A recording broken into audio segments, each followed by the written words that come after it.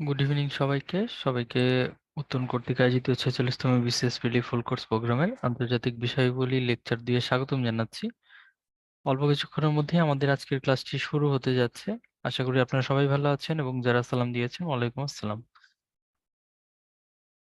তো আপনারা ভাইদের সাথে কনভারসেশন করার জন্য চ্যাট বক্সটা ইউজ করবেন, আর টপিক রিলেটেড কোনো কোশ্চেন যদি থেকে থাকে সেক্ষেত্রে আপনারা কিউএনএ তে করবেন, আর যদি উত্তরণ সম্পর্কিত কোনো জিজ্ঞাসা থেকে থাকে চেষ্টা করবেন সেটা ক্লাসের শেষের দিকে করার জন্য। ধন্যবাদ।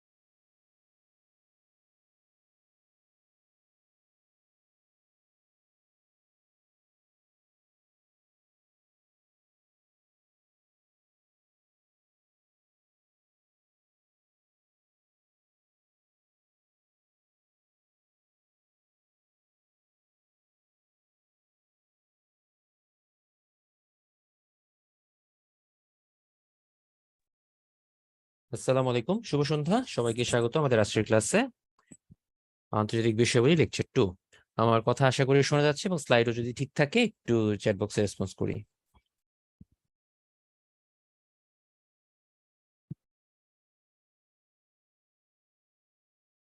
আচ্ছা, থ্যাংক ইউ। যারা যারা ভাইয়া আপুরা সালাম দিয়েছেন সবাইকে ওয়ালাইকুম আসসালাম এবং ধন্যবাদ। আশা করি ভালো আছেন। আমাদের আজকের ক্লাসের টপিকটা হচ্ছে ইন্টারন্যাশনাল অ্যাফেয়ার্স। তো ইন্টারন্যাশনাল অ্যাফেয়ার্স এর আগে আমরা আরেকটা ক্লাস করেছি, আজকে সেটার কনসিকুয়েন্স বলা যায় বা সিকুয়েল বলা যায়, অর্থাৎ পার্ট 2 করব। অর্থাৎ গত ক্লাসের যে স্ট্র্যাটেজি, গত ক্লাসের যে ইন্ট্রোডাকশন, গত ক্লাসের যা কথাবার্তা শুরুতে বলেছি সেই কথাগুলো আজকের জন্য প্রযোজ্য। কারণ হচ্ছে আমরা এখনো সেই বিশ্বের যে ইতিহাস বা বৈশ্বিক ইতিহাস সেই অংশ থেকে এখনো বের হতে পারিনি বা শেষ করতে পারিনি। আজকে হচ্ছে সেটার পরবর্তী অংশ। অর্থাৎ এর আগের দিন আমরা এশিয়া মহাদেশ, আফ্রিকা মহাদেশ এবং এন্টার্কটিকার জাস্ট একটা স্লাইড ছিল, এই অংশটুকু দেখেছিলাম। তো আজকে হচ্ছে আমরা ইউরোপের ইতিহাস, উত্তর আমেরিকা, দক্ষিণ আমেরিকা এবং ওশেনিয়া অর্থাৎ বাকি যে মহাদেশগুলো আছে সেগুলো নিয়ে কিছু ইম্পর্টেন্ট ইনফরমেশন গ্যাদার করব। সো যদি আগের ক্লাসের কথাবার্তা মাথায় থাকে বা মনে থাকে তাহলে তো ভালোই, কারণ আমার সে ছিল হচ্ছে যতটুকু পারেন আপনি ধীরে ধীরে পড়ে পড়ে অংশগুলো মনে রাখার চেষ্টা করবেন, কারণ এখানে প্রচুর ইনফরমেশন। বাট আপনার এখান থেকে হয়তো আপনি পরীক্ষার হলে গিয়ে খুব বেশি 2টা প্রশ্ন পাবেন, আর লাক যদি খুব ভালো হয় হয়তো 3টা প্রশ্ন পাবেন, আবার কমে একটাও হতে পারে। ইট ডিপেন্ডস অন দা কোয়েশ্চেনের যে প্রশ্ন করবে। তো যাই হোক, এই জন্য কথা বাড়াবো না। রেফারেন্স বইয়ের কথা যদি বলি, রেফারেন্স বই আগের ক্লাসের মতোই থাকবে, এটার জন্য কোনো বোর্ড বই আসলে সাজেস্ট করা যাচ্ছে না। সো আপনি যে কোনো একটা প্রকাশনীর বই ফলো করতে পারেন, ইটস আপ টু ইউ। আমাদের প্রিপারেশন বুক তো আছে, এটাও দেখতে পারেন, এটা অনেক গুছানো আছে।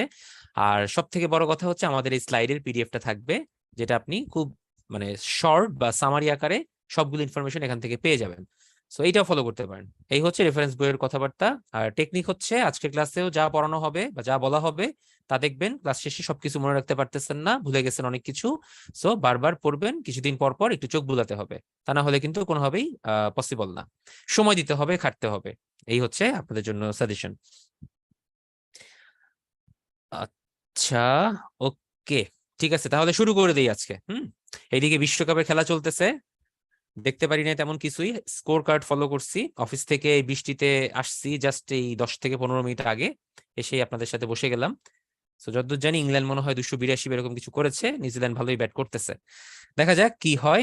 আহ আমি নিউজিল্যান্ডের সাপোর্টার এখানে, তো আমি আশা করি নিউজিল্যান্ড জিতবে। আচ্ছা, খেলা আপাতত ওইখানে থাকুক, আমরা ওইদিকে মনোনিবেশ করব না। আগামী ঘন্টা দেড়েক আমার সাথেই থাকবেন। সো এর মধ্যে খেলা এগোতে থাকবে, আমরা লাস্টে গিয়ে আবার দেখবো। হ্যাঁ, আচ্ছা, প্রথমে আমরা একটা মাইটি কন্টিনেন্ট দিয়ে শুরু করছি, সেটা হচ্ছে ইউরোপিয়ান কন্টিনেন্ট বা ইউরোপ। ওকে, শুরু করি। আমরা একটা ম্যাপ দেখতে পাচ্ছি আশা করি স্লাইডে। তো ইউরোপের ম্যাপ দেখছি। তো ইউরোপের ম্যাপের দিকে তাকালে দেখা যায় যেটা হচ্ছে অনেকগুলা কান্ট্রি আছে, ছোট ছোট ছোট ছোট কান্ট্রি।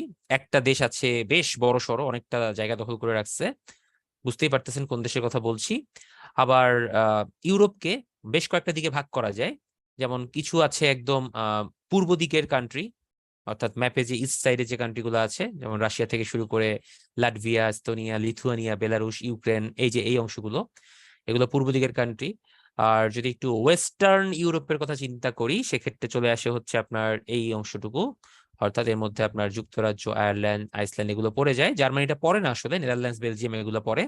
আবার যদি সাউদার্ন ইউরোপের কথা চিন্তা করি তাহলে নিচের দিকের কান্ট্রিগুলো পড়ে, যার মধ্যে সব থেকে নাম করা হচ্ছে ইটালি, ক্রোয়েশিয়া, সার্বিয়া, বুলগেরিয়া এরকম টাইপের কিছু, গ্রিস। আর যদি একটু উত্তরের কথা বলি, যেটা হচ্ছে এমনি ইউরোপ হচ্ছে আমাদের উত্তরে, মানে উত্তরের উত্তর, তাহলে চলে আসে হচ্ছে উপরের দেশগুলো, যেখানে হচ্ছে আপনার সুইডেন, ফিনল্যান্ড, নরওয়ে এই দেশগুলো আছে, যেখানে হচ্ছে আপনার বছরের বেশ কিছু সময় ধরে সূর্য একটানা উদিত থাকে, কোনো কোনো সময় আবার সূর্য থাকেই না।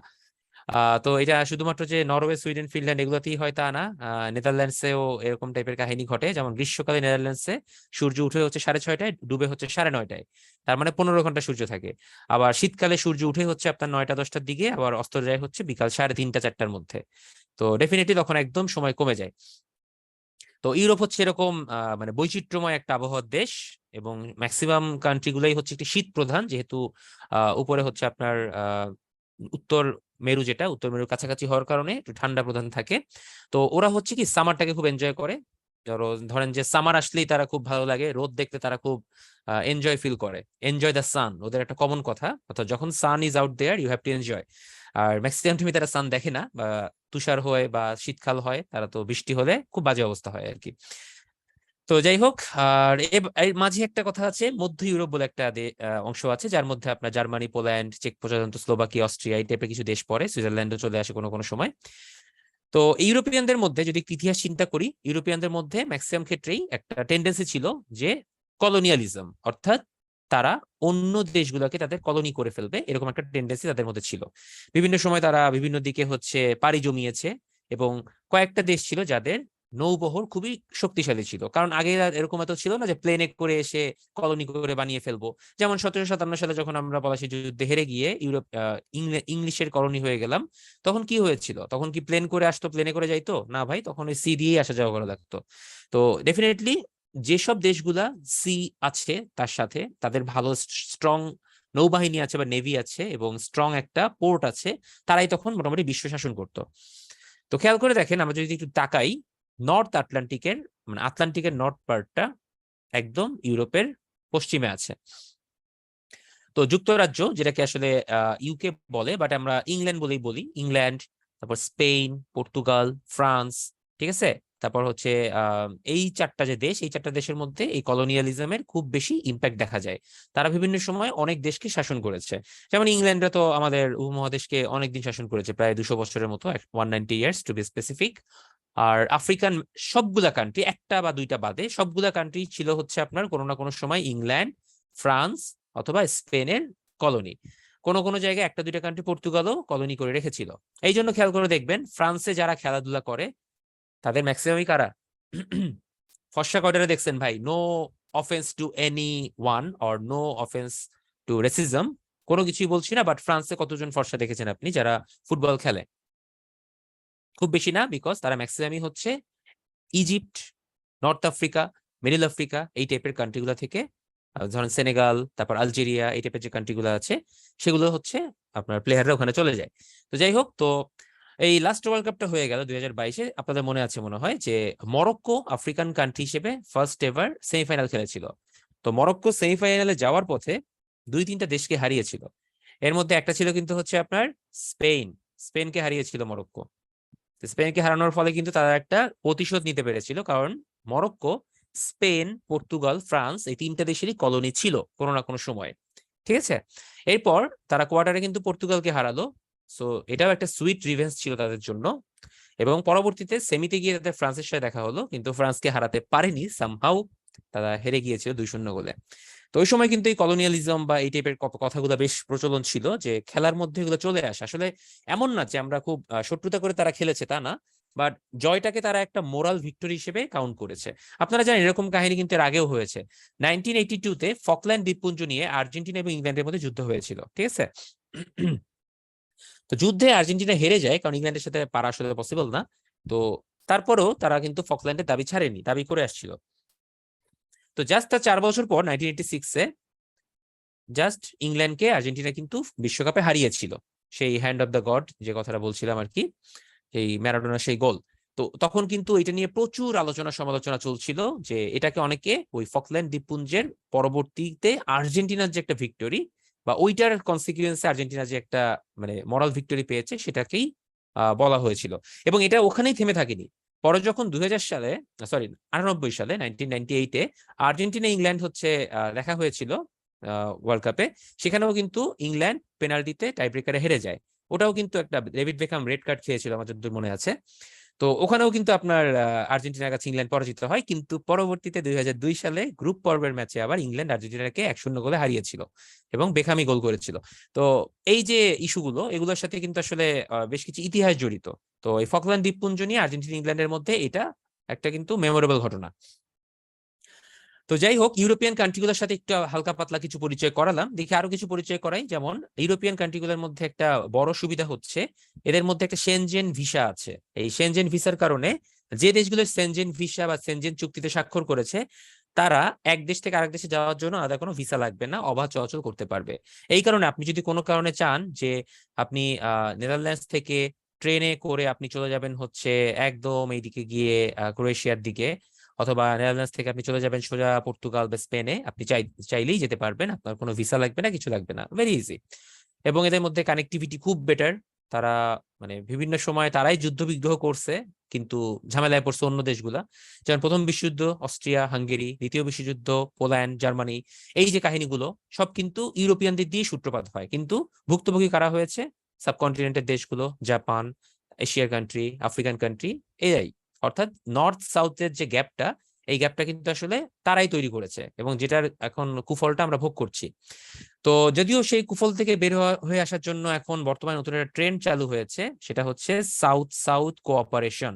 নামটা হয়তো কেউ কেউ জানেন। সাউথ সাউথ কোঅপারেশন খুবই ফ্যামিলিয়ার একটা টার্ম। অর্থাৎ দক্ষিণের দেশগুলো একে অন্যের সাথে একটা কোঅপারেশন বা সহযোগিতার ভিত্তি, এটার মাধ্যমে তারা তাদের আর্থসামাজিক উন্নতির বা অবস্থানের পরিবর্তনের চেষ্টা করবে। ওকে, এগুলো হচ্ছে জাস্ট ইনিশিয়াল আমার কথাবার্তা কি ছিল, কিন্তু এখন এই দেশগুলো সম্পর্কে আপনাদেরকে একটু হালকা পাতলা আইডিয়া নিতে হবে, যেগুলো একটু ইম্পর্টেন্ট সেগুলো। তো আমরা একটু স্লাইডটা গো থ্রু করি। ইন এ নাটশেল বা এক নজরে যদি ইউরোপের কথা বলি, তাহলে একটু আমরা এই স্লাইডটা দেখবো। অর্থাৎ ইউরোপে যদি সব থেকে জনসংখ্যা আয়তনে বৃহত্তম দেশ হয়, সেটা হচ্ছে রাশিয়া। এটা আর আমি আগে স্লাইডে মার্ক করি নাই, বাট দেখাই যাচ্ছে ভিজিবল। সব থেকে ঘনবসতিপূর্ণ দেশ হচ্ছে মোনাকো, ইটালির সাথেই। আয়তন জনসংখ্যা ক্ষুদ্রতম হচ্ছে ভ্যাটিকান সিটি, ইটালির মধ্যেই আছে এটা। ছিদ্রায়িত রাষ্ট্র ইটালি, আমরা জানি। বৃহত্তম সাগর হচ্ছে ভূমধ্যসাগর। ভূমধ্যসাগরটা কোথায় আসেন একটু দেখে নেই। এই হচ্ছে আপনার ভূমধ্যসাগর ভাইয়া, এই যে। ভূমধ্যসাগরের নিচে কি আছে জানেন? নিচেই হচ্ছে আপনার আফ্রিকান কন্টিনেন্ট, এবং আফ্রিকার হচ্ছে আলজেরিয়া, তারপর হচ্ছে লিবিয়া, এখানে মরক্কো, এই অংশটা নিচের দিকে। সো ম্যাক্সিমাম ক্ষেত্রে বাংলাদেশিরা যখন হচ্ছে ইটালিতে পাড়ি জমায়, শুনছেন না, ভূমধ্যসাগর পাড়ি হয়ে, তো কিভাবে যায় জানেন? বাংলাদেশ থেকে প্রথমে আফ্রিকায় ঢুকে যায়। আফ্রিকাতে ঢোকার কোনো ব্যাপার না, খুব সহজে সামহাও কোনো না কোনো ভাবে ঢুকে। ঢোকার পর ওখান থেকে ভূমধ্যসাগর নৌকা টৌকা সামথিং কোনো কিছুতে পাড়ি দিয়ে এই ছোটখাটো যে দ্বীপগুলো আছে এগুলো পার হয়ে ইটালিতে ঢোকার চেষ্টা করে। ম্যাক্সিমাম ইটালিতে ঢোকার চেষ্টা করে, কারণ এটা এখান থেকে খুবই ন্যারো, খুবই ক্লোজ ইটালির এই অংশটা। যদিও এটাতে অনেকেই মারা যায়, তারপর কিছু করার নাই ভাইয়া, জীবন যুদ্ধে এগিয়ে থাকার জন্য অনেকেই এই কাজগুলো করে। আচ্ছা, বৃহত্তম উপসাগর, দীর্ঘতম নদী হচ্ছে রাশিয়ার ভলগা, এগুলো একটু পড়বেন। দীর্ঘতম পর্বতমালা আল্পস, পর্বতমালা সুন্দর, খুবই অনেক লম্বা চওড়া এবং উঁচু, এবং ম্যাক্সিমাম টাইম স্নোই থাকে উপরের পার্টটা, ভেরি বিউটিফুল। সুইজারল্যান্ডে গেলে আল্পসের সৌন্দর্য আরো বেশি দেখা যায়। আচ্ছা, সর্বোচ্চ চূড়া হচ্ছে মাউন্ট এলব্রুজ, এগুলো লাগবে না ভাই, এগুলো এত দরকার নাই, যেগুলো যেগুলো দেখাচ্ছে এগুলো পড়েন। ইউরোপের প্রবেশদ্বার হচ্ছে আপনার অস্ট্রিয়ার ভিয়েনা বা জিব্রাল্টার প্রণালী দিয়ে ঢোকা যায়। আচ্ছা, ভূমধ্যসাগরে অবস্থিত ইউরোপের দুটি দ্বীপরাষ্ট্র হচ্ছে মাল্টা এবং সাইপ্রাস, এই দুইটা কিন্তু ইউরোপে। অনেকে মাল্টা দিয়ে মনে করে তারা হয়তো পলিনেশিয়া বা মাইক্রোনেশিয়া অন্তর্ভুক্ত, বাট না, মাল্টা হচ্ছে আপনার ইউরোপের। ওকে, আর ইউরোপে আপনার মুসলিম দেশ আছে কয়েকটা, যেটা হচ্ছে আপনার পূর্ব দিকে এবং মধ্য ইউরোপের মধ্যে আছে, যেমন আলবেনিয়া, বসনিয়া, কসোভো। ওকে, এই তিনটা হচ্ছে মুসলিম দেশ। এইটুকুই পড়েন এখান থেকে, আর দরকার নাই। ওকে, এরপর দেখি আমরা ইউরোপের আর কি কি আছে, এক এক করে একটু সামনের দিকে যাই। প্রথমে আমরা পশ্চিম ইউরোপটা দেখি, যেহেতু তারা একটু মানে ডেভেলপ বেশি, তারা বেশি মানে প্রভাবশালী ছিল, কলোনি করে রেখেছে অনেককে। সো নীল কালি দিয়ে আমরা বা নীল রঙের মার্কার দিয়ে আমরা পশ্চিম ইউরোপটাকে দেখাচ্ছি। পশ্চিমের মধ্যে আমি বলেছিলাম আগেই যে ইংল্যান্ড, ফ্রান্স, স্পেন, পর্তুগাল, মানে এই অংশটা পড়ছে, সাথে বেলজিয়াম, নেদারল্যান্ডস, লুক্সেমবার্গ, এই পার্টটা আপনার পশ্চিমের মধ্যে পড়ছে। তো আসেন এক এক করে এদের মধ্যে একটু দেখি। প্রথমে যুক্তরাজ্য। যুক্তরাজ্য গঠিত হয়েছিল হচ্ছে আপনার ইংল্যান্ড এবং হচ্ছে স্কটল্যান্ড, এই দুইটার সমন্বয়ে একটা রাজতন্ত্র গঠিত হয়েছিল প্রথমে। তো রাজতন্ত্র গঠিত হওয়ার পরে ধীরে ধীরে তারা একটা তাদের মধ্যে গণতান্ত্রিক রাষ্ট্র গঠনের পরিকল্পনা গ্রহণ করে, এবং গ্লোরিয়াস রেভলিউশন নামে একটা রেভলিউশন হয়েছিল। সেই রেভলিউশন বা বিদ্রোহের মাধ্যমে ব্রিটেনে গণতান্ত্রিক রাষ্ট্র বা গণতান্ত্রিক পদ্ধতির সরকার এস্টাবলিশ করা হয়। পরবর্তীতে 1707 সালে কুইন অ্যানি, মানে জানেন তো ভাই, ব্রিটেনে তো কুইন থাকবেই, স্বাভাবিক, কুইন বা কিং এরা তো শাসন করে।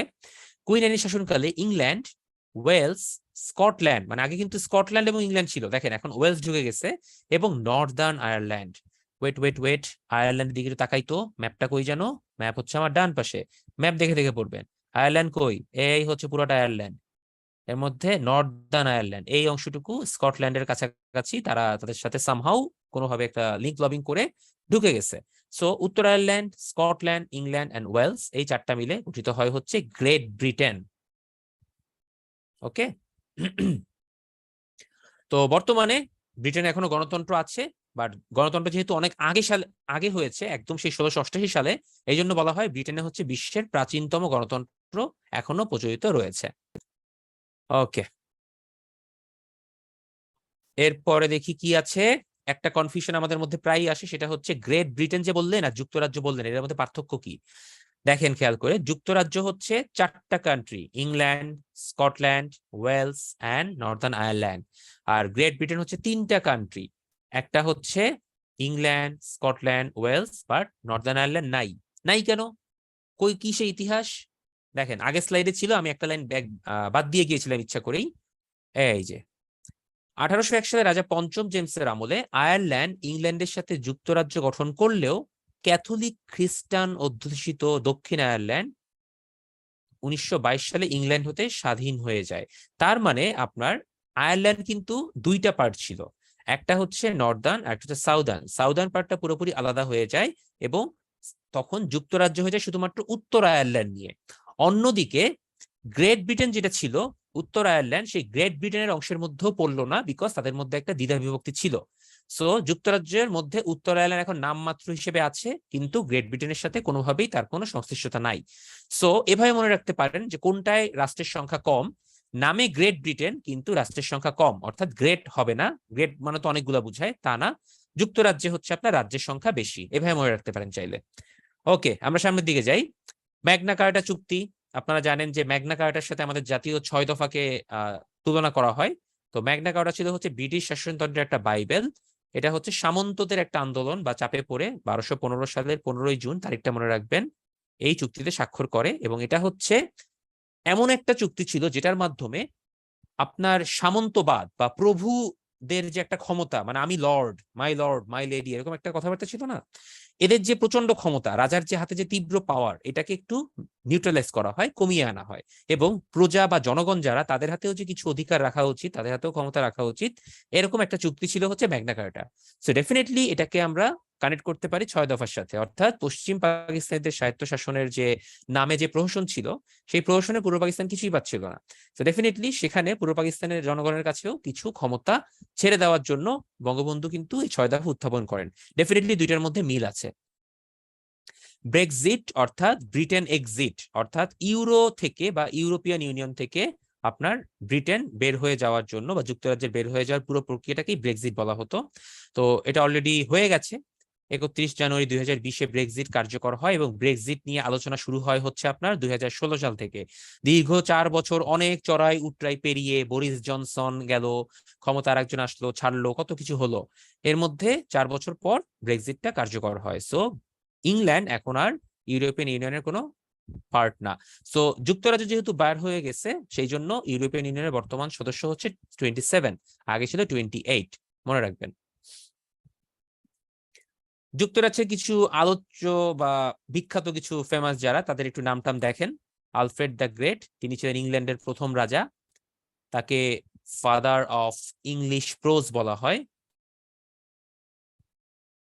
এই ইংলিশ লিটারেচার পড়তেছেন না? প্রাচীন ইংরেজি গদ্যের জনক বলা হয়, ওল্ড ইংলিশ প্রোজ যেটা, ওখানে থাকার কথা। আশা করি পড়তেছেন, আপনারা পড়বেন কিন্তু। হুম, সবগুলো টপিক একসাথে পড়তে হবে। ইংলিশ পড়বেন, ইন্টারন্যাশনাল পড়বেন, বাংলা পড়বেন, ম্যাথও করবেন, বিজ্ঞানও পড়বেন, কোনো কিছু বাদ দেওয়া যাবে না কিন্তু। আচ্ছা, রানী ভিক্টোরিয়া, ভিক্টোরিয়ার নাম তো ভাই শুনতে শুনতে নিশ্চয়ই বোর হয়ে গেছেন আপনারা। তো ওনার শাসনামলেই হচ্ছে ইস্ট ইন্ডিয়া কোম্পানির হাত থেকে আমাদের সাবকন্টিনেন্টের ক্ষমতা বা শাসনভার চেঞ্জ করে আপনার ব্রিটেনের আন্ডারে নিয়ে নেওয়া হয়, বা সরাসরি ব্রিটিশ শাসক দিয়ে তখন পরিচালনা করা হতো। 100 বছর কিন্তু ইস্ট ইন্ডিয়া কোম্পানির আন্ডারে ছিলাম আমরা। ওকে, উইনস্টন চার্চিল, তার নামটা মনে রাখবো ওই কারণে, কারণ তিনি আমাদের জাতিসংঘের, আমাদের বলছি এই কারণে যে এটা তো পুরো বিশ্বেরই, যাই হোক, আমাদের মনে হয় যেন খুব ক্লোজ, আসলে ক্লোজ না, যাই হোক। তো জাতিসংঘে আসলে প্রতিষ্ঠাতার সময় বা প্রতিষ্ঠার সময় আপনার রুজভেল্টের সাথে উইনস্টন চার্চিল বেশ কিছু কার্যক্রম করেছিলেন। এবং উনি একজন রাজনীতিবিদ, যিনি রাজনীতিবিদ হওয়া সত্ত্বেও সাহিত্যে নোবেল পেয়েছেন। মজার একটা ব্যাপার দেখেন, ইংলিশ সাহিত্যে নোবেল পেয়েছিলেন। তার রচনা ছিল হচ্ছে story of the Second World War, অর্থাৎ যেটা তিনি সামনাসামনি দেখেছেন, এক্সপেরিয়েন্স করেছেন, সেটা নিয়েই একটা রচনা করে ফেলেছেন, এই আর কি। রানী দ্বিতীয় এলিজাবেথ, উনি 1952 সালে মাত্র 25 বছর বয়সে ব্রিটিশ সিংহাসনে আরোহণ করেন। তো এই আরোহণ করার পরে তার বয়স ছিল 25, বুঝতে পারতেছেন? আপনাদের অনেকের বয়স এর থেকেও বেশি, আমার বয়স তো আরো বেশি। তো খুব বেশি না, 5 বছর বেশি। তো যেটা বলছি, তো দীর্ঘ 70 বছর তিনি শাসন করে জাস্ট এই গত বছর কিন্তু 8ই সেপ্টেম্বর মারা গিয়েছেন। এটা নিয়ে কিন্তু মানে মানুষের মৃত্যু বা ফিউনারেলটাও যে একটা এত জাঁকজমকপূর্ণ হয় সেটা এটা দেখে বোঝা গিয়েছিল। রাজা তৃতীয় চার্লস, তিনি বর্তমানে কমনওয়েলথের প্রধান এবং তিনি এখন ব্রিটেনের রাজা। ওকে, উনি কিন্তু অনেক বয়স হয়েছেন, 73 বছর বয়সে। একটু মনে রাখবেন এগুলো। যুক্তরাজ্যের কিছু আলোচিত স্থান দেখি। হোয়াইট হল, হোয়াইট হাউস যেন কোথায়? হোয়াইট হাউস হচ্ছে ইউএসএ তে, নিউ ইয়র্কে।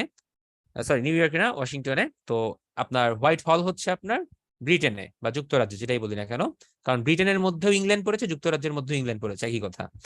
তো এটা হচ্ছে ব্রিটেনের প্রশাসনিক সদর দপ্তর এখানে অবস্থিত। ওয়েস্টমিনিস্টার অ্যাবে, এখানে হচ্ছে রাজা রানীদের সিংহাসনে আরোহণের অনুষ্ঠান হয়, যেমন এই যে চার্লস আরোহণ করেছেন সেই অনুষ্ঠানটা হয়েছে। আবার এলিজাবেথের যে ফিউনারেলটা সেটাও এখানে হয়েছে। ডাউনিং স্ট্রিট, এখানে হচ্ছে ব্রিটিশ প্রধানমন্ত্রী এবং অর্থমন্ত্রীর বাসভবন, একটা 10 একটা 11।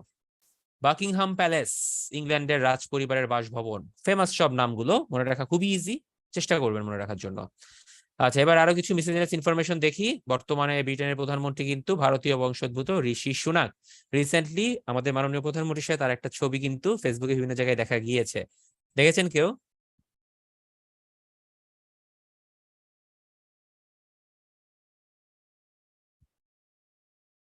আচ্ছা, যাই হোক, দেখেছেন, ওইটুকুই এনাফ। কি হয়েছে, কেন হয়েছে, এগুলোর দরকার নাই। আচ্ছা, এর মধ্যে সামিউন ভাই প্রশ্ন করেছেন ইইউ থেকে কেন বের হলো। বের হলো হচ্ছে বিভিন্ন রাজনৈতিক এবং ইকোনমিক মতাদর্শের মধ্যে কনফ্লিক্ট হচ্ছিল, এই কনফ্লিক্টের কারণে, ইন্টারনাল পলিটিক্স। ওকে, আচ্ছা, এরপরে হচ্ছে ভিক্টোরিয়া ক্রস কি ব্লাসফেমি আইন চালু হয় হচ্ছে ইংল্যান্ডে প্রথম, মানে ধর্মান্ধতা বা ধর্মবিরোধী কোনো আইন, সেটা ব্রিটেনের মহিলারা ভোটাধিকার পায় প্রায় 100 বছর আগে। অর্থমন্ত্রীর একটা নাম আছে, chancellor of exchanger, sorry Exchequer, whatever, না পড়লেও চলবে, প্রথম 3-4টা একটু দেখে রাখেন।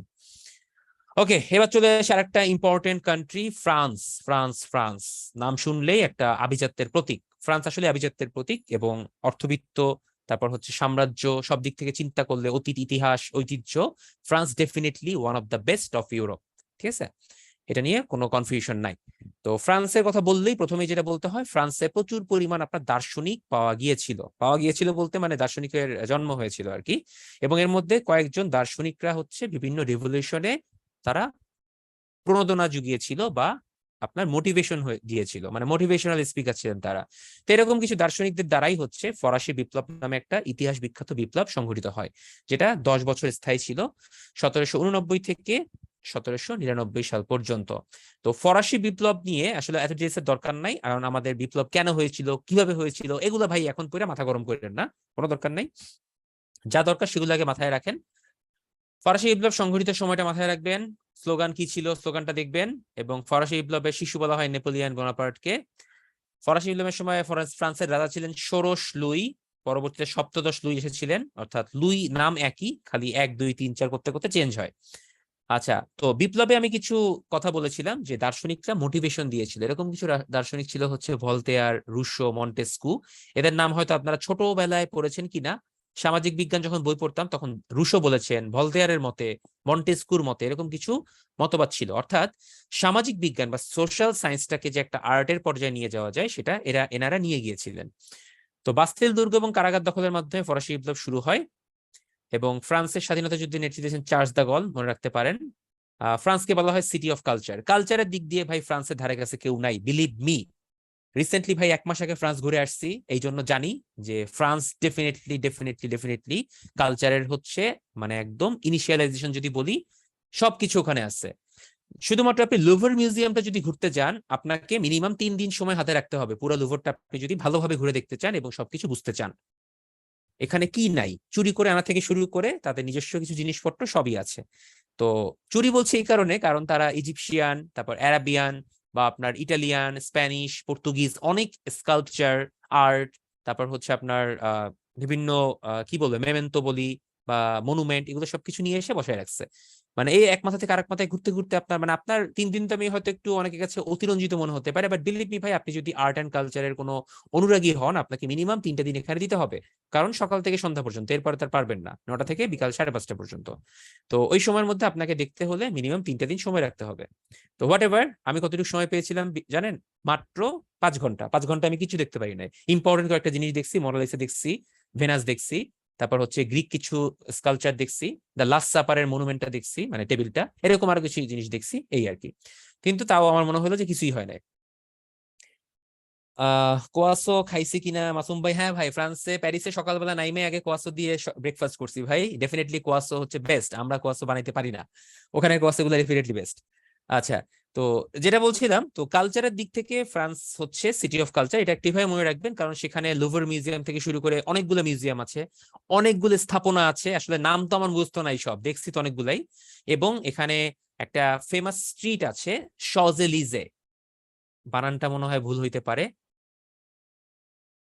শজেলিজে একটা স্ট্রিট আছে, এটা একটু সার্চ দিয়েন, এটা বিশাল একটা স্ট্রিট। এই স্ট্রিট এক মাথা থেকে আরেক মাথায় যে একটা বিশাল আপনি দেখতে পাবেন, জায়গাটার নামে ভুলে গেছি, সরি ভাই, মনে নাই এখন। হোয়াটএভার, ওইদিকে না যাই, আমরা ক্লাসে ফিরি।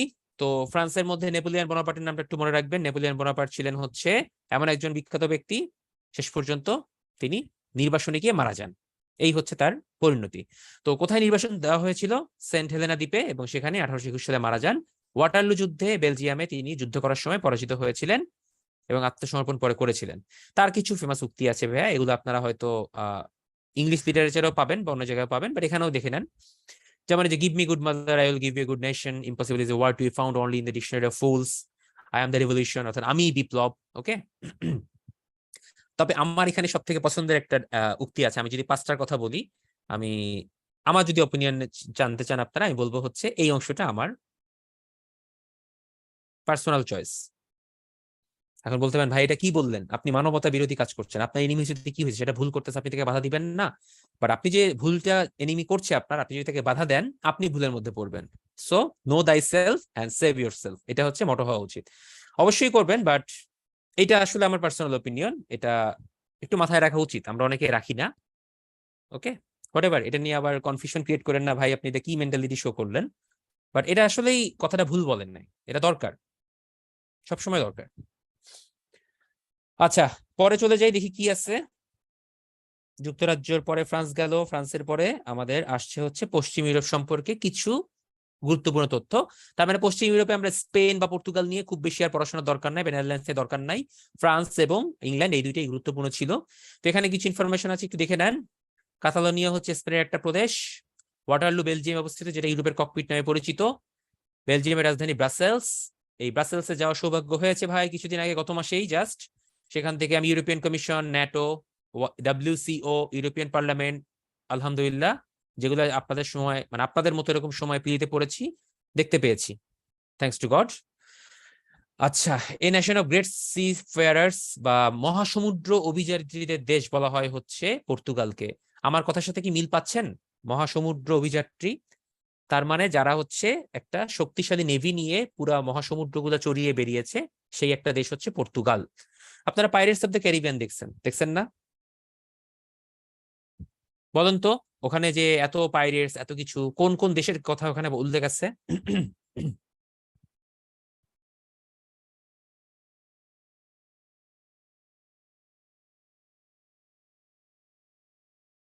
প্রিয়া আপুর প্রশ্নের উত্তরে জি আপু, আমার ক্লাস করতেছেন 3-4টা, এখন আমার আইডেন্টিটি জানেন না। আচ্ছা, যাই হোক, সমস্যা নাই। হ্যাঁ, ইংল্যান্ড ছিল, ফ্রান্স ছিল, এবং স্পেন ছিল, ঠিক আছে, পর্তুগিজ যদি একটা নাবিকের ছিল। মেনলি ডোমিনিকা ট্রাইডেন্ট বা ডোমিনিকা ট্রিনিদাদ, কিন্তু ডোমিনিকা হলেও সেটা যেতে হয়েছিল নর্থ আটলান্টিক পার হয়ে, অর্থাৎ নর্থ আটলান্টিকের পারে যে দেশগুলো আছে European, Spain, Portugal, France, England, এগুলোই। আচ্ছা, আপনাদের জন্য একটা পোল কোশ্চেন, ব্রেক্সিট ইস্যুতে পদত্যাগ করেন কে? পোলটা লঞ্চ করে দিচ্ছি।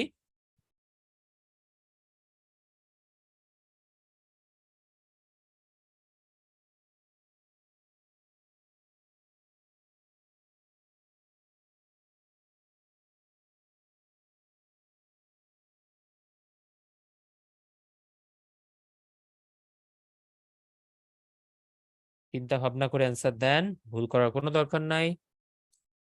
এই বরিস জনসন পদত্যাগ করছে? আমি কিন্তু পড়ানোর সময় বলছি যে একজন পদত্যাগ করছে, বরিস জনসন ক্ষমতায় এসেছে, এরকম ভাবে বলছি, একটু খেয়াল করে দেখেন। আচ্ছা, যাই হোক, এখন বরিস জনসন আর কেউ দিচ্ছে না, এখন কমে গেছে।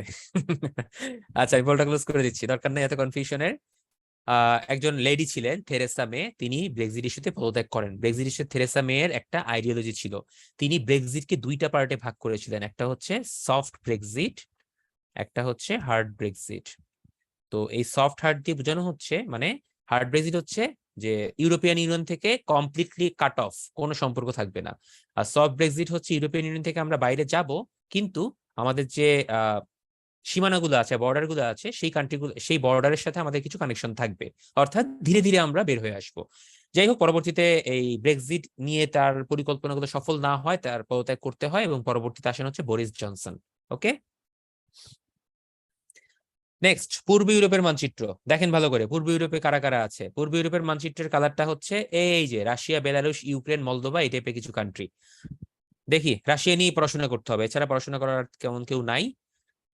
কিছু জেনেরিক ইনফরমেশন: সর্ববৃহৎ দেশের নাম রাশিয়া, সমাজতান্ত্রিক দেশের নাম রাশিয়া, কারণ রাশিয়ায় ছিল হচ্ছে সমাজতান্ত্রিক দেশ, অন্যদিকে আপনার ইউএসএ বা ইউনাইটেড স্টেটস অফ আমেরিকা, তারা ছিল হচ্ছে ক্যাপিটালিস্ট বা পুঁজিবাদী রাষ্ট্র। এটা নিয়ে তাদের মধ্যে একটা স্নায়ুযুদ্ধ চলছিল দ্বিতীয় বিশ্বযুদ্ধের পর থেকেই, এবং রাশিয়ার সাথে হচ্ছে ধীরে ধীরে অনেক দেশই যুক্ত হয়েছিল, যেমন কিউবা, চায়না, তাই না? আচ্ছা, এটা ভৌগোলিকভাবে এশিয়া ইউরোপ দুইটা মহাদেশ জুড়ে অবস্থিত। একজন ভাইয়া প্রশ্নটা করেছিলেন, আমি ওখানে উত্তরটা দেই নাই, বাট আপনার প্রশ্ন কিন্তু আমি দেখেছি, সো টেনশনের কোনো কারণ নাই, এই উত্তরটা দেখেন পেয়ে গেছেন।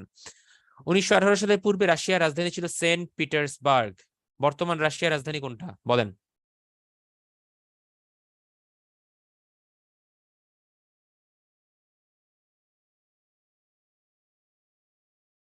আচ্ছা, মস্কো, সবাই জানেন, গুড। হ্যাঁ, মস্কো। আগে ছিল সেন্ট পিটার্সবার্গ। সর্ববৃহৎ তেল উৎপাদনকারী দেশ, পারমাণবিক চুল্লি প্রচুর আছে। ওকে, আচ্ছা। সিআইএস বা কমনওয়েলথ অফ ইন্ডিপেন্ডেন্ট স্টেটস, এই সিআইএস নিয়ে একটু কথা বলি ভাইয়া। সিআইএস হচ্ছে 11টা স্বাধীন রাষ্ট্র, যারা সোভিয়েত ইউনিয়ন বা ইউনিয়ন সোশ্যালিস্ট সোভিয়েত রিপাবলিক থেকে যখন ভেঙে রাশিয়া সহ অনেকগুলো দেশ মুক্ত হয়, তখন 11টা ইন্ডিপেন্ডেন্ট স্টেট তারা নিজেদেরকে মিলে সিআইএস নামে অভিহিত করে, যেটাকে বলা হয় হচ্ছে কমনওয়েলথ অফ ইন্ডিপেন্ডেন্ট স্টেটস। এটা সদর দপ্তর হচ্ছে মিনস্কে। ওকে, আচ্ছা। একজন কি বললেন ভাই? এটা আমার ফেস দেখলে কনসেন্ট্রেশন করতে সুবিধা হইতো না। ভাই ফেস দেখতে হবে না, আমার কথা শুনেন ভাই, আর স্লাইড দেখেন। আমার চেহারা দেখে করবেন কি? চেহারায় তো কিছু লেখা নাই। আচ্ছা, সোভিয়েত ইউনিয়ন। সোভিয়েত ইউনিয়নের কথায় আসে, এতক্ষণ তো সোভিয়েত ইউনিয়ন ভাঙার কথা বললাম, তো সোভিয়েত ইউনিয়ন কিভাবে গঠিত হলো, কিভাবে কি হলো, সেগুলো নিয়ে একটু আলোচনা দরকার আছে। নর্মালি ফরাসি বিপ্লব যখন হয়েছিল 1789 থেকে 1799, সেরকম একটা বিপ্লবের মতো করে সোভিয়েতেও একটা রুশ বিপ্লব হয়েছিল রাশিয়াতে, ঠিক আছে? তো সেই রাশিয়ার যে রুশ বিপ্লবটা, সেই বিপ্লবের পরে, অর্থাৎ প্রথম বিশ্বযুদ্ধের পরবর্তী সময়ে 1922 সালে একটা ইউনিয়ন গঠন করা হয়। এটা কিন্তু কোনো স্টেটস না বা প্রজাতন্ত্র না বা অন্য ওরকম কোনো আপনার রাজ্য না, এটা হচ্ছে ইউনিয়ন। ওকে, এই ইউনিয়নটাকেই বলা হয় হচ্ছে সোভিয়েত ইউনিয়ন, যেটা যেহেতু সমাজতান্ত্রিক বা সোশ্যালিস্ট, তাই এর নাম দেওয়া হয় হচ্ছে USSR, union of socialist Soviet Republic. ব্যাপারটা কি বোঝা গেছে? আমি আবারও বলছি, union of socialist Soviet Republic. So নামের মধ্যে ইউনিয়ন আছে, সমাজতান্ত্রিক আছে, সোভিয়েত রিপাবলিক আছে। পরবর্তীতে 1991 সালে আপনার রাশিয়ার যাই হোক কি হয়েছিল, মতাদর্শের কিছু ঝামেলা হয়েছিল, তারা কিছু ওপেন পলিসি অ্যাডপ্ট করেছিল। মিখাইল গর্বাচেভ নামে তখন একজন লিডার ছিলেন, তার সময় গ্লাসনস্ট এবং পেরেস্ট্রোইকা, এই দুইটা নীতি অবলম্বন করা হয়। গ্লাসনস্ট হচ্ছে মুক্ত আলোচনা, মুক্ত নীতি, ঠিক আছে? এই মুক্ত নীতি বা ওপেন ডিসকাশন বা ক্ষমতার মানে সুন্দর করে ডিস্ট্রিবিউশন করতে গিয়েই হচ্ছে সোভিয়েত ইউনিয়নকে রক্ষা করা যায়নি, সোভিয়েত ইউনিয়ন ভেঙে যায়, ঠিক আছে? তো ভেঙে গিয়ে 15টা রাষ্ট্র গঠিত হয়। রাষ্ট্রগুলোর নাম মুখস্থ রাখার দরকার নাই, বাট দেখতে পারেন কোন কোন রাষ্ট্র আছে। ডেফিনেটলি সিরাজুম মুনিরা আপু, আপনি পারবেন, ডেফিনেটলি স্লাইড গুলাই পড়েন, আর কিচ্ছু লাগবে না, এত পড়তে হয় না। টেকনিক্যালি পড়তে হবে, স্ট্র্যাটেজিক্যালি পড়তে হবে। জাস্ট আপনার জন্যই বলছি, যেহেতু আপনার কন্ডিশনটা আপনি আমাকে বললেন, ডেফিনেটলি আপনার জন্য স্লাইড পড়লেই চলবে। আচ্ছা, রুশ বিপ্লব। রুশ বিপ্লব কেন হয়েছিল, কি কারণে হয়েছিল একটু দেখি। রাশিয়াতে আগে জাররা শাসন করত, যার নামে একজন পদবী, মানে এটা একটা পদবী আর কি, ঠিক আছে? তো যার শাসনের অবসানের জন্য এই বিপ্লবটা হয়, অর্থাৎ যুগে যুগে যত বিপ্লব হয়েছে সবকিছুই কোনো না কোনো একটা চাহিদা, দাবি, এগুলোর পরিপ্রেক্ষিতে হয়েছে। তো সেই পরিপ্রেক্ষিতে হচ্ছে যার শাসন অবসান ঘটিয়ে পরবর্তীতে আপনার সোভিয়েত ইউনিয়নের উদ্ভব ঘটে। তো এই বিপ্লবটা গঠিত হয়েছিল বা সংগঠিত হয়েছিল লেনিনের নামে, এই জন্য লেনিনের নামটা সবসময় রাশিয়া খুব ভালোভাবে স্মরণ করে। ঠিক আছে, এই বিপ্লবের আরেকটা নাম ছিল হচ্ছে অক্টোবর বিপ্লব বা বলশেভিক বিপ্লব, মনে রাখবেন। এবং তৎকালীন যার ছিল হচ্ছে দ্বিতীয় নিকোলাস। মাত্র 10 দিন, এর মধ্যেই কাহিনী শেষ, আর কিছু লাগবে না। গ্লাসনস্ট পেরেস্ট্রোইকা আমি বলে ফেলছি। গ্লাসনস্ট যে খোলাখুলি মতামত, আর পেরেস্ট্রোইকা হচ্ছে রাজনৈতিক সংস্কার কর্মসূচি। এটার মাধ্যমে হচ্ছে সোভিয়েত ইউনিয়ন ভেঙে যায়।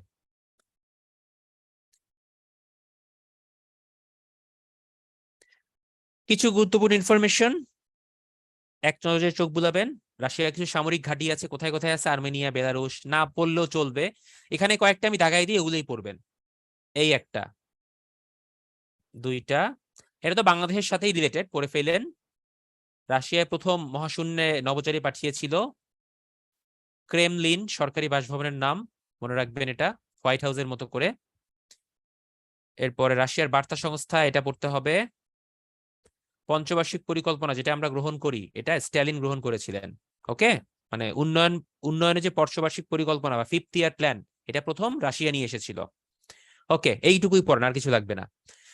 ওকে, ইউক্রেন একটু দেখি। ইউক্রেন হচ্ছে রুটির ঝুড়ি, এই ইনফরমেশন যা স্লাইডে আছে তাই, আর কিচ্ছু আমি আপনাকে বলবো না, আর কোনো কিছু দরকার নাই। রাশিয়া ইউক্রেন ক্রাইসিস কিভাবে হয়েছিল আমরা শুধুমাত্র ওই অংশটুকু জানবো। রাশিয়া ইউক্রেন ক্রাইসিসটা মেইনলি হয়েছিল 2014 সালে, আমি আবারও বলছি 2014 সালে। একটা গণভোটের মাধ্যমে ক্রিমিয়া রাশিয়াতে অংশগ্রহণ করে বা যোগদান করে। ক্রিমিয়া অংশটা কিন্তু ইউক্রেনের, বাট সেটা রাশিয়ায় গিয়ে তারা বলে যে আমরা তোমাদের সাথে যুক্ত হতে চাই। তো পরবর্তীতে রাশিয়া সুন্দর করে ক্রিমিয়া তখন দখলও করে নেয়। মানে শিয়ালের কাছে মুরগি যেয়ে যদি বলে, যে মুরগি এসে বলে শিয়াল আমি চলে এসেছি টেকমি, তখন তো শিয়াল বসে থাকবে না ডেফিনেটলি। সো ক্রিমিয়া একটা গণভোট আয়োজন করেছিল, সেই গণভোটের মাধ্যমে ক্রিমিয়াটা রাশিয়ার সাথে একীভূত হয়। এবং এই দখলটা কিন্তু আবার খুব স্মুথ হয় নাই, হালকা পাতলা কিছু গ্যাঞ্জাম হয়েছিল, বাট ইউক্রেন কোনোভাবেই রাশিয়ার সাথে পারেনি। পরবর্তীতে রাশিয়া তাদের এরকম আরেকটা ইস্যু ক্রিয়েট করে, এবং এরকম একটা ইস্যু ক্রিয়েট করে আরো 2টা স্টেট বা প্রদেশকে বলে যে এরা আমাদের সাথে যোগদান করতে চায়। ডেফিনেটলি লুহানস্ক এবং দোনেৎস্ক এই 2টা অঞ্চল কিন্তু তাদের দেশে রেফারেন্ডাম বা গণভোটের আয়োজন করেছিল, এবং সেখানে জনগণ চেয়েছিল আপনার রাশিয়ার সাথে যুক্ত হতে, কারণ জনগণের দাবি ছিল তাদের সাথে অবশ্যই অনাচার করা হচ্ছে, অত্যাচার করা হচ্ছে এবং তাদেরকে দমন করা হচ্ছে। সো ইউনাইটেড নেশনের যে চার্টার আছে, ইউএন চার্টারের নীতি হচ্ছে কোনো দেশ অন্য কোনো দেশের উপর বহিঃশক্তি হিসেবে আক্রমণ করতে পারবে না। বাট আবার ইন্টারন্যাশনাল ল এর আন্ডারে কিন্তু এই কথাও বলা আছে যে কোনো জায়গায় যদি মানবাধিকার বিরোধী কোনো আইন বা মানবাধিকারের বিরোধিতা বা মানবাধিকার লঙ্ঘন করা হয়, সেখানে মানবাধিকার দমন বা মানবাধিকার লঙ্ঘনটা দমন করার জন্য পদক্ষেপ নেওয়া যাবে।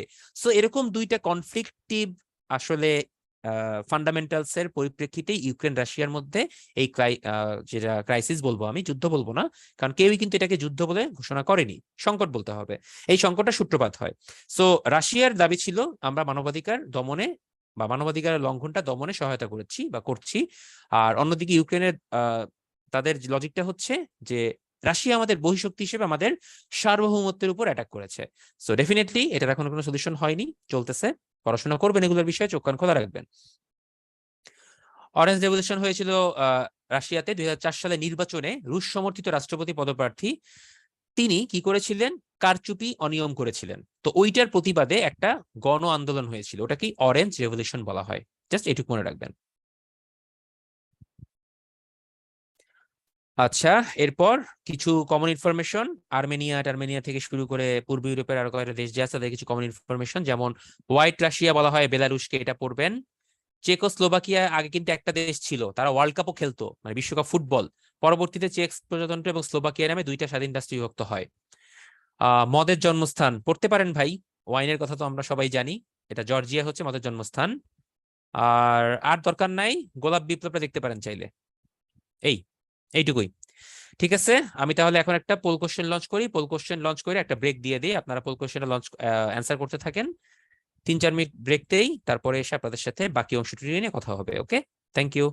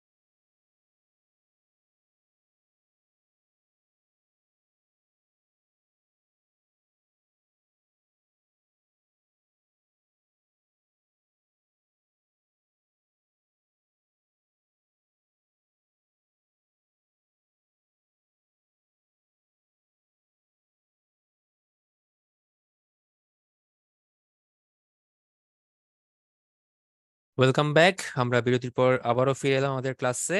একটা পোল কোশ্চেন লঞ্চ করে গিয়েছিলাম এবং 74% কারেক্ট অ্যান্সার দিয়েছেন। এটা একটু আগে ছিল, তারপর আপনারা 26% ভুল দিয়েছেন। শিখে রাখেন ভাই, এটা 24 ফেব্রুয়ারি স্লাইডেই ছিল। আচ্ছা, আমরা একটু দ্রুত গো থ্রু করি এবার। এবার হচ্ছে আপনার উত্তর ইউরোপের কিছু দেশগুলো, স্ক্যান্ডিনেভিয়ান কান্ট্রি বলে যেগুলাকে, মার্ক করা আছে কোন কোনটা স্ক্যান্ডিনেভিয়ান দেশ বা নর্ডিক দেশ। Iceland, Norway, Sweden, Finland, Denmark. এই 5টা নাম ডেফিনেটলি আপনাকে মুখস্থ রাখতে হবে, আমি লিখে দিচ্ছি। আইসল্যান্ড, সুইডেন, ডেনমার্ক, ফিনল্যান্ড, আর হচ্ছে নরওয়ে। এই 5টা কান্ট্রি, এরা কিন্তু একদম উত্তরের দিকে, খুবই উত্তরে, নরওয়েজিয়ান সাগরের পাশে। অর্থাৎ সুইডেন, ফিনল্যান্ড, নরওয়ে, আইসল্যান্ড এবং ডেনমার্ক, 5টা মাস্ট মনে রাখবেন। আচ্ছা, এরপরে আসি কি, এরপরে হচ্ছে আপনার উত্তর ইউরোপের এবার দেশ। উত্তর ইউরোপের বাকি যে দেশগুলো আছে সেই দেশগুলো এখানে দেখতে পাচ্ছেন, যেমন এস্তোনিয়া আছে, লাটভিয়া, লিথুয়ানিয়া, এই টাইপের কয়েকটা দেশ আছে যারা উত্তর ইউরোপের মধ্যে পড়ে। বাট সেগুলো সম্পর্কে এত দরকার নাই, আপনি উত্তর ইউরোপের জাস্ট কিছু ইনফরমেশন এখান থেকে নিয়ে নেন। এটার মধ্যে বিশ্বের বৃহত্তম দ্বীপ গ্রিনল্যান্ডের ব্যাপারটাও আছে, এটা ডেনমার্কের আন্ডারে, এটা একটু মনে রাখবেন। গ্রিনল্যান্ডে কারা বসবাস করে? এস্কিমোরা বসবাস করে।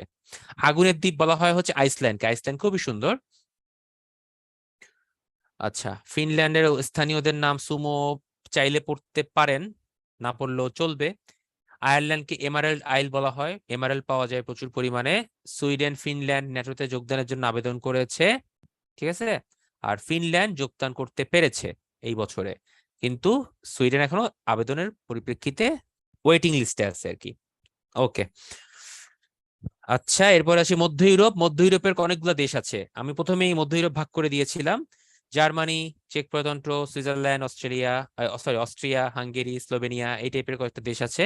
এই দেশগুলো সম্পর্কে একটু আপনারা হালকা পাতলা জানবো, বাট এর মধ্যে যারা একটু ফেমাস, সেরকম একটা ফেমাস দেশের নাম জানবো, সেটা হচ্ছে জার্মানি। জার্মানি নিয়ে আপনাকে একটু পড়তে হবে, কারণ জার্মানি এমন একটা দেশ যার নাম প্রথমেই চলে আসে হচ্ছে দ্বিতীয় বিশ্বযুদ্ধ সূত্রপাতের মূল নায়ক হিসেবে, জার্মানির হিটলারের নামটা চলে আসে।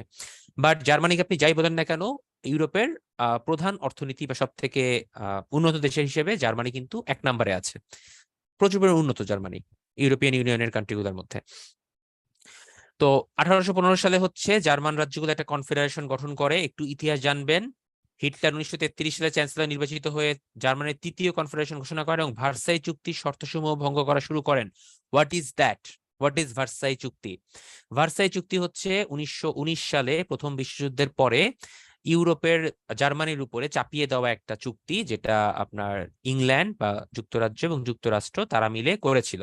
অর্থাৎ প্রথম বিশ্বযুদ্ধের ক্ষয়ক্ষতি অনেক দায়ভার জার্মানিকে নিতে বাধ্য করা হয়েছিল, কাইন্ড অফ জার্মানিকে একদম কোণঠাসা করে দেওয়ার জন্য এই ভার্সাই চুক্তিতে স্বাক্ষর করতে বাধ্য করা হয়। জার্মানি ওয়াজ কি বলবো এটাকে, মানে একদমই অসহায় টাইপের ছিল, কিছু করতে পারে নাই। তখন সাইন করার পরে ওই যে জার্মানিদের মধ্যে একটা ন্যাশনালিজম, বা এটাকে আমি আসলে উগ্র জাতীয়তাবাদ বলবো, নর্মাল জাতীয়তাবাদ না, সেই জাতীয়তাবাদের শক্তিতে বলিয়ান হয়ে পরবর্তীতে 1933 সালে হচ্ছে তারা এই ভার্সাই চুক্তি ভঙ্গ করে, এবং এই ইন দ্য মিন টাইম তারা নিজেদের মধ্যে বেশ কিছু উন্নয়ন সংগঠন করে। পরবর্তীতে 6 বছর পর 1939 সালে জার্মানি শুরু করে কি, আমরা পার্শ্ববর্তী দেশগুলো দখল করা শুরু করব। পোল্যান্ডের দানজিক বন্দর আক্রমণের মধ্যে দ্বিতীয় বিশ্বযুদ্ধ তারা শুরু করে দিয়েছিল, এবং ধীরে ধীরে পোল্যান্ড দখল করে তারা রাশিয়ার দিকে চলে যায়। এইদিকে জার্মানি থেকে শুরু করে তারা এই দক্ষিণ দিকে গিয়ে ইটালির দিকে অগ্রসর হয়, ইটালিকেও দখল করে নেয়। অর্থাৎ পুরোপুরি মানে কলোনিয়ালিজমের একটা উগ্র জাতীয়তাবাদের চিন্তা বা সাম্রাজ্যবাদের সূত্রপাত ঘটায়, কিন্তু পারে না শেষ পর্যন্ত। কি হয়েছিল আপনারাই জানেন, পরাজিত হয়ে 1945 সালে হিরোশিমা নাগাসাকিতে বোম ব্লাস্টের মাধ্যমে দ্বিতীয় বিশ্বযুদ্ধ শেষ হয়। সো দ্বিতীয় বিশ্বযুদ্ধের নাম আসলে জার্মানির নামটা আসবে, এবং তার সাথে সাথে চলে আসবে অ্যাডলফ হিটলারের নাম। হিটলারের একটা গোপন পুলিশ বাহিনী ছিল, গেস্টাপো। তার বিখ্যাত উক্তি, যুদ্ধই জীবন, যুদ্ধই সার্বজনীন। কেউ যদি আমাকে বলেন ভাই এটা কি আপনার পার্সোনাল ওপিনিয়ন, আমি বলবো না ভাইয়া, এটা কোনোভাবেই হতে পারে না, খুবই উগ্র চিন্তা ভাবনা, এটা করা যাবে না। বার্লিন প্রাচীর জার্মানিকে ভাগ করার জন্য একটা প্রাচীর করা হয়, বার্লিন প্রাচীর বলা হয় যেটাকে। 1961 সালে দুই জার্মানিকে বিভক্তকারী দেয়াল নির্মাণ করা হয়, পরবর্তীতে 28 বছর পর সেটা আবার ভেঙেও ফেলা হয়। তো সব থেকে অবাক করার বিষয় হচ্ছে 1990 সালের 3 অক্টোবর মাঝরাতে দুই জার্মানি পুনরায় একীভূত হওয়ার আগ পর্যন্ত জার্মানি কিন্তু ওয়ার্ল্ড কাপ জিতেছিল 1974 সালে। কিন্তু সেই জার্মানিটা ওয়ার্ল্ড কাপটা জিতেছিল ওয়েস্ট জার্মানি। তো আপনারা যারা ব্রাজিল আর্জেন্টিনার কাপ নিয়ে মানে ঝামেলা করেন আর কি, ঝগড়াঝাটি করেন, বিবাদ করেন যে পেলে বিশ্বকাপ জিতে নাই, 3টে উই কাপ জিতছে, তাদের জন্য বলবো তাদের কিন্তু জার্মানিও কিন্তু কাপ জিতে নাই, জার্মানির কিন্তু ওয়েস্ট জার্মানি কাপ জিতছে, ইস্ট জার্মানি তো জিতে নাই। তো টোটাল জার্মানি তো জেতা হলো না। সেই ধরনের কিছু ফানি লজিক দেখি, হোয়াট এভার। তো এটা একটু মনে রাখবেন যে জার্মানি 28 বছর কিন্তু বিভক্ত ছিল দুইটা পার্টে। জার্মানি কিছু ইম্পর্টেন্ট ইনফরমেশন হচ্ছে অ্যালবার্ট আইনস্টাইনের জন্ম জার্মানিতে। ইহুদিদের উপর অত্যাচারের জন্য তিনি পরবর্তীতে ইউএসএ তে গিয়ে আশ্রয় নেন এবং সেখানে অটো হান যে ফিশন বিক্রিয়া আবিষ্কার করেছিলেন, সে অটো হান এবং ওপেনহেইমারের সাথে মিলিত হয়ে তিনি পারমাণবিক বোমার জন্য কিন্তু ফর্মুলা তৈরিতে সহায়তা করেছিলেন। সো কাইন্ড অফ এটা কিন্তু আপনার আইনস্টাইনের সাথেও কিন্তু আপনার এই নাগাসাকিতে বম ব্লাস্টের কাহিনী জড়িত। যাই হোক, জার্মানি স্থানীয় ভাষায় পরিচিত হচ্ছে ডয়েচল্যান্ড নামে। জার্মানির ফ্রাঙ্কফুর্ট বিখ্যাত বইমেলার জন্য।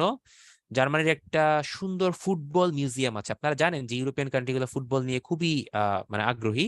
তো জার্মানির ফুটবল মিউজিয়ামটা হচ্ছে ডর্টমুন্ডে, যেটা হচ্ছে ডয়েচ ফুটবল মিউজিয়াম, এইভাবে উচ্চারণ করে তারা। তো ওইটাতে দেখেছি, আমি গিয়েছিলাম গত মাসেই, আমার একটা ট্রেনিং এর পারপাসে গিয়েছিলাম, ইউরোপের কয়েকটা দেশ দেখা হয়েছে সেখানে। তো ডটমুন্ড মিউজিয়ামটা definitely one of the best, অর্থাৎ তাদের 4টা ওয়ার্ল্ড কাপের যে হিস্টোরি আছে সবকিছু ওখানে আছে। প্রায় 4 তলা 5 তলা একটা উঁচু বিল্ডিং এর মতো, ভবনের মতো বিশাল। তার মধ্যে প্রতিটা ফ্লোরেই হচ্ছে বিভিন্ন এলিমেন্ট সাজানো আছে। এটা দিয়ে যেমন ব্রাজিলকে 7 আপ খাওয়ানোর সেই ফুটবলটাও তারা রেখে দিয়েছে, একদম তারিখ উল্লেখ সহ। আমার কাছে ছবিও আছে, তুলে নিয়ে আসছি। আবার ফাইনালে মারিও গোর্জের সেই ভলি করা গোলের যে বুট দিয়ে মারিও গোর্জে গোল করে আর্জেন্টাইন সাপোর্টারদের মন ভেঙেছিলেন, সেই বুটটাও কিন্তু ওখানে আছে। তো সবকিছুই রাখা আছে, ডেফিনেটলি ওর্থ অফ ভিজিট। আচ্ছা, আর কি আছে দেখি, এবার আরো কয়েকটা কান্ট্রি পড়ি। অস্ট্রিয়ার কথা পড়ি একটু আমরা, মধ্য ইউরোপের আর একটা কান্ট্রি। প্রথম পোস্ট কার্ড চালু হয়েছিল অস্ট্রিয়াতে। ইউরোপের প্রবেশদ্বার, এটা ইম্পর্টেন্ট, মার্ক করে দিলাম অস্ট্রিয়ার ভিয়েনাকে। সুইজারল্যান্ড ইউরোপের হয়েও ইউরোপিয়ান ইউনিয়নের সদস্য না। এই জন্য ইউরোপিয়ান ইউনিয়নের কান্ট্রিভুক্ত দেশগুলোতে ইউরো মুদ্রা চললেও বা ইউরো কারেন্সি চললেও সুইজারল্যান্ডে গিয়ে আপনার ইউরো চলবে না, সেখানে ফ্রাঙ্ক ইউজ করতে হয়। সুইজারল্যান্ডে অনেক সদর দপ্তর আছে, WHO, WMO, উইপো, আনটাচ, ILO। আপনারা যদি বলেন ভাই এগুলো সম্পর্কে একটু বলেন না, আমি বলবো না ভাই, ওই যে প্রথম ক্লাসে সিলেবাস পড়িয়েছি না সংগঠনের সময় এগুলো সব পড়ানো হবে, টেনশনের কোনো কারণ নাই। ওকে ওকে, এই হচ্ছে মধ্য ইউরোপ। আমরা চলে যাই হচ্ছে একটু দক্ষিণ ইউরোপ। দক্ষিণ ইউরোপের দেশগুলো একটু গাঢ় সবুজ কালি দিয়ে মার্ক করা আছে, দেখেন। সার্বিয়া, ক্রোয়েশিয়া থেকে শুরু করে মেসিডোনিয়া, আলবেনিয়া, গ্রিস এবং ইটালি, তার সাথে ভ্যাটিকান সিটি। তো এখান থেকে একটু জিনিসপত্র দেখি, ইটালির কথাবার্তা পড়ি। ইটালির ইতিহাস। সান মেরিনো এবং ভ্যাটিকান সিটি নামে দুইটা স্বাধীন রাষ্ট্র ইটালির মধ্যে অবস্থিত। ইটালিতে প্রথম অপেরা চালু হয়েছিল, আপনারা অপেরার নাম জানেন। ইটালিতে রেনেসা নামে একটা বিপ্লব শুরু হয় 14 শতাব্দীতে। রেনেসার মানে হচ্ছে নবজীবন, মানে পুনর্জাগরণ। ইটালির কিছু বিখ্যাত ব্যক্তির নাম মনে রাখবেন। মাইকেল অ্যাঞ্জেলো চিত্রশিল্পী, এটা মাস্ট। তার বিখ্যাত ভাস্কর্য হচ্ছে আপনার creation of Adam, Moses and David, অর্থাৎ ব্যক্তির নাম দেখেন, অ্যাডাম, মোজেস, ডেভিড, নামে নামে মনে রাখবেন, ঠিক আছে? লিখে দিলাম। লিওনার্দো দা ভিঞ্চির নাম তো মনে রাখতেই হবে মোনালিসার জন্য। এছাড়া তার আরেকটা চিত্রকর্ম হচ্ছে লাস্ট সাপার, দুইটাই দেখা হয়েছে। আর লিওনার্দো দা ভিঞ্চি হচ্ছে এরোপ্লেনের একটা মডেল তৈরি করেছিলেন, উড়োজাহাজের মডেল সর্বপ্রথম তৈরি করেছেন, এটা একটু মনে রাখবেন। বাইজেন্টাইন সাম্রাজ্য। বাইজেন্টাইন সাম্রাজ্য হচ্ছে আপনার পূর্বাঞ্চলীয় রোমান সাম্রাজ্য, এবং বাইজেন্টাইনের নিচে ছিল কনস্টান্টিপল বা আপনার তুরস্কের ইস্তানবুল। জুলিয়াস সিজারের নামটা বলতে ভুলে গেছি ভাই, এটা একটু পড়েন। এখন সবই তো ভাই দেখা লাগে, কারণ কোনটা আসবে আমি তো বলতে পারছি না। I am getting tired of reciting everything, কারণ প্রত্যেকটা জিনিস বলতে হচ্ছে, কারণ কিছু করার নাই, আপনাকে এখানে প্রচুর ইনফরমেশন। ঠিক আছে, এইখানেই অনেকে ঘাবড়ায় যায়। তো আমি আপনাদেরকে একটু দাঁড়ান, একটু পজ দেই, একটু মোটিভেশন দিই আবার 2-3 মিনিট, তাহলে আপনারা আবার উৎসাহ পাবেন। মোটিভেশনটা এইভাবে দিব যে ঘাবড়ে গেলে চলবে না। এই অংশটাতে আপনি যদি এরকম করেন যে আমি এই 2টা ক্লাসে কিচ্ছু পড়বো না, আমাকে আর ফাঁকিবাজ বলেন না ভাই। আপনি যদি কেউ মনে করেন যে আমি এই 2টা ক্লাসে কিচ্ছু পড়বো না, জাস্ট এই PDF 2টা একটু চোখ বুলায় যাব, এখান থেকে কমন পড়লে পড়বে, না পড়লে না পড়বে, আমি আপনাকে বলবো ভাইয়া মোর দ্যান এনাফ, আর কিচ্ছু লাগবে না। একটা ছোট্ট টেকনিক বলে দিলাম, জাস্ট পিডিএফ দুইটা পড়েন যদি এত পড়তে কষ্ট হয় আমাদের প্রিপারেশন বুক বা গাইড বইতে এত পড়াশোনা দেখে। ঠিক আছে, এইটাই হচ্ছে আপনাদের জন্য ভালো মোটিভেশন। আই থিঙ্ক এর বেশি মোটিভেশন আর দেওয়া পসিবল না। আর এরপরে যদি কারো এগুলো পড়তেও কষ্ট হয় ভাই, তাহলে আমি বলবো ভাই প্লিজ বিসিএস আপনার জন্য না। কারণ সরি টু সে, বাট শুনতে অড লাগতে পারে, বিসিএস হচ্ছে এমন একটা জিনিস যেখানে আপনার প্রচুর ধৈর্য, প্রচুর অধ্যবসায় এবং প্রচুর পরিশ্রম প্রয়োজন। এগুলা না করলে আসলে কেউ আসতে পারে নাই। বিলিভ মি ভাই, আমি হয়তো এতগুলো আপনার হয়তো ইনফরমেশন মুখস্থ করি নাই বা হয়তো মনে রাখতে পারি নাই, বাট চেষ্টা করেছিলাম যতগুলো মনে রাখা যায়। ঠিক আছে, সুখী আপু, আপনার প্রশ্ন কেন দেখবো না, আমি তো দেখেছি। আমি একটা টপিকে কথা বলছি তো তাই আপনারটা অ্যান্সার করি নাই। প্রবেশদ্বার এবং দ্বার ভিন্ন কিনা? আমার জানা মতে ভাই হচ্ছে প্রবেশদ্বার এবং দ্বার হচ্ছে, মানে প্রবেশদ্বারটা বোঝানো হয় হচ্ছে, মনে করেন আপনি কোনো একটা আহ, প্রাসাদে প্রবেশ করবেন। তো প্রাসাদে প্রবেশের জন্য একটা প্রবেশদ্বার থাকে না, তো ওরকম মহাদেশগুলো প্রবেশের জন্য বা মহাদেশে প্রবেশের জন্য একটা স্পেশাল জায়গা থাকে। স্পেশাল জায়গা বলতে এরকম না যে এটা দিয়ে আপনাকে ঢুকতে হবে, মানে এটা হচ্ছে জিওগ্রাফিক্যাল একটা লোকেশন, অর্থাৎ এই দিক দিয়ে ইজিলি ঢোকা যায় বা এই দিক দিয়েই সবাই মোটামুটি ইজিলি ইউরোপে অ্যাক্সেস করতে পারবে বা এশিয়া অ্যাক্সেস করতে পারবে। এটাকেই প্রবেশদ্বার বলে। তো আর দ্বার হচ্ছে, আপনি দ্বার তো ভিন্ন ভিন্ন ক্ষেত্রে ইউজ করা যেতে পারে। আপনার একটা ঘরের দরজাকেও দ্বার বলে, আবার অন্য কিছুকেও দ্বার বলে। সো এটা আলাদা আসলে কিছু বলা কষ্টকর, বা এটা মানে ডিফারেন্সিয়েট করা একটু টাফ। ঠিক আছে, আচ্ছা। তো যেটা বলছিলাম ভাইয়া, যে হয়তো আমি সবকিছু পড়ে যাই নাই, কিন্তু তারপরেও কিন্তু মানে হয়ে গেছে তো। ডেফিনেটলি এটা তাকদির, লাক বা পরিশ্রম সবকিছুর মাধ্যমেই হয়। আপনি আজকে হয়তো একটু পরিশ্রম করে কষ্ট করে পড়লেন, তো আল্লাহ আপনার এই কষ্টটা দেখলেন, দেখার পরে আপনাকে হয়তো এমন এক সুন্দর একটা প্রশ্নের সম্মুখীন করবে যেটা আপনি এর মধ্যেই হয়তো কমন পেয়ে যাবেন। ব্যাস, হয়ে গেল। যেভাবে এভাবেই কিন্তু তাকদির নির্ধারণ করা হয়। তো আপনি পরিশ্রম করেন, ডেফিনেটলি আপনার সাফল্য আসবে। ওয়েট, অনেকগুলো প্রশ্ন দেখছি ভাই, অনেকগুলো প্রশ্ন আসতেছে। একই কথা ভাইয়া, ফরেন ক্যারিয়ার কিনা? আমি, জি ভাই, আমার নামটা তো জানেন, সাব্বির। আমি 38তম বিসিএস থেকে পররাষ্ট্র মন্ত্রণালয়ে কর্মরত আছি। আশা করি আমাকে অনেক জায়গায় কথাবার্তা শুনবেন, এর পরেও বিজ্ঞানে শুনবেন, ম্যাথে শুনবেন বা ইন্টারন্যাশনাল অ্যাফেয়ার্স ফুল টাইম শুনবেন। সো প্লিজ এই পরিচয় টরিচয় নিয়ে জিজ্ঞেস করেন না। আমি নর্মালি দেই না ক্লাসের শুরুতে বা শেষে, বাট দিলাম যেহেতু অনেকগুলা, মানে অনেকজন জিজ্ঞেস করেছেন। আচ্ছা, চলে যাই কিছু গুরুত্বপূর্ণ ইনফরমেশন দক্ষিণ ইউরোপে। আমি মার্ক করে দিই যে অংশটুকু, সেগুলোই পড়েন। ইউরোপের সর্বশেষ স্বাধীন রাষ্ট্র হচ্ছে কসোভো 2008 সালে। ওকে। ভ্যাটিকান সিটির অন্য নাম হচ্ছে দ্য হলি সিটি। ক্ষুদ্রতম স্বাধীন রাষ্ট্র ভ্যাটিকান সিটি। সার্বিয়ার পুরো নাম ছিল যুগোস্লাভিয়া। যুগোস্লাভিয়া বা ইউগোস্লাভিয়া নামে এখন কোনো দেশ নাই, তার নাম এখন সার্বিয়া। মন্টিনিগ্রো হচ্ছে সার্বিয়া অ্যান্ড মন্টিনিগ্রো থেকে ভাগ হয়ে দুইটা আলাদা রাষ্ট্র গঠিত হয়েছে, একটা সার্বিয়া, একটা মন্টিনিগ্রো। এটা 193তম স্বাধীন দেশ। হ্যাঁ সাজ্জাদ ভাই, আমার background BUET, electrical engineering. Dayton চুক্তিটা অবশ্যই মাস্ট পড়বেন, লাস্টে বললাম, তারপরও ভেরি ভেরি ইম্পর্টেন্ট। 1995 সালে বসনিয়া চেচনিয়া যুদ্ধ নিরসনের জন্য ডেটন চুক্তি স্বাক্ষরিত হয়েছিল। এই হচ্ছে মোটামুটি ভাই ইউরোপের ব্যাপার স্যাপার। অনেক কথা বলছি, প্রতিটা লাইন পড়ায় পড়ায় গেছি, এখন খালি মার্ক করে যাব, বাকিগুলো আপনাদেরকে পড়ে নিতে হবে। এই প্রশ্নের একটা অ্যান্সার দেন তো দেখি, কেউ পারেন কিনা? চ্যাট বক্স অ্যান্সার দেন।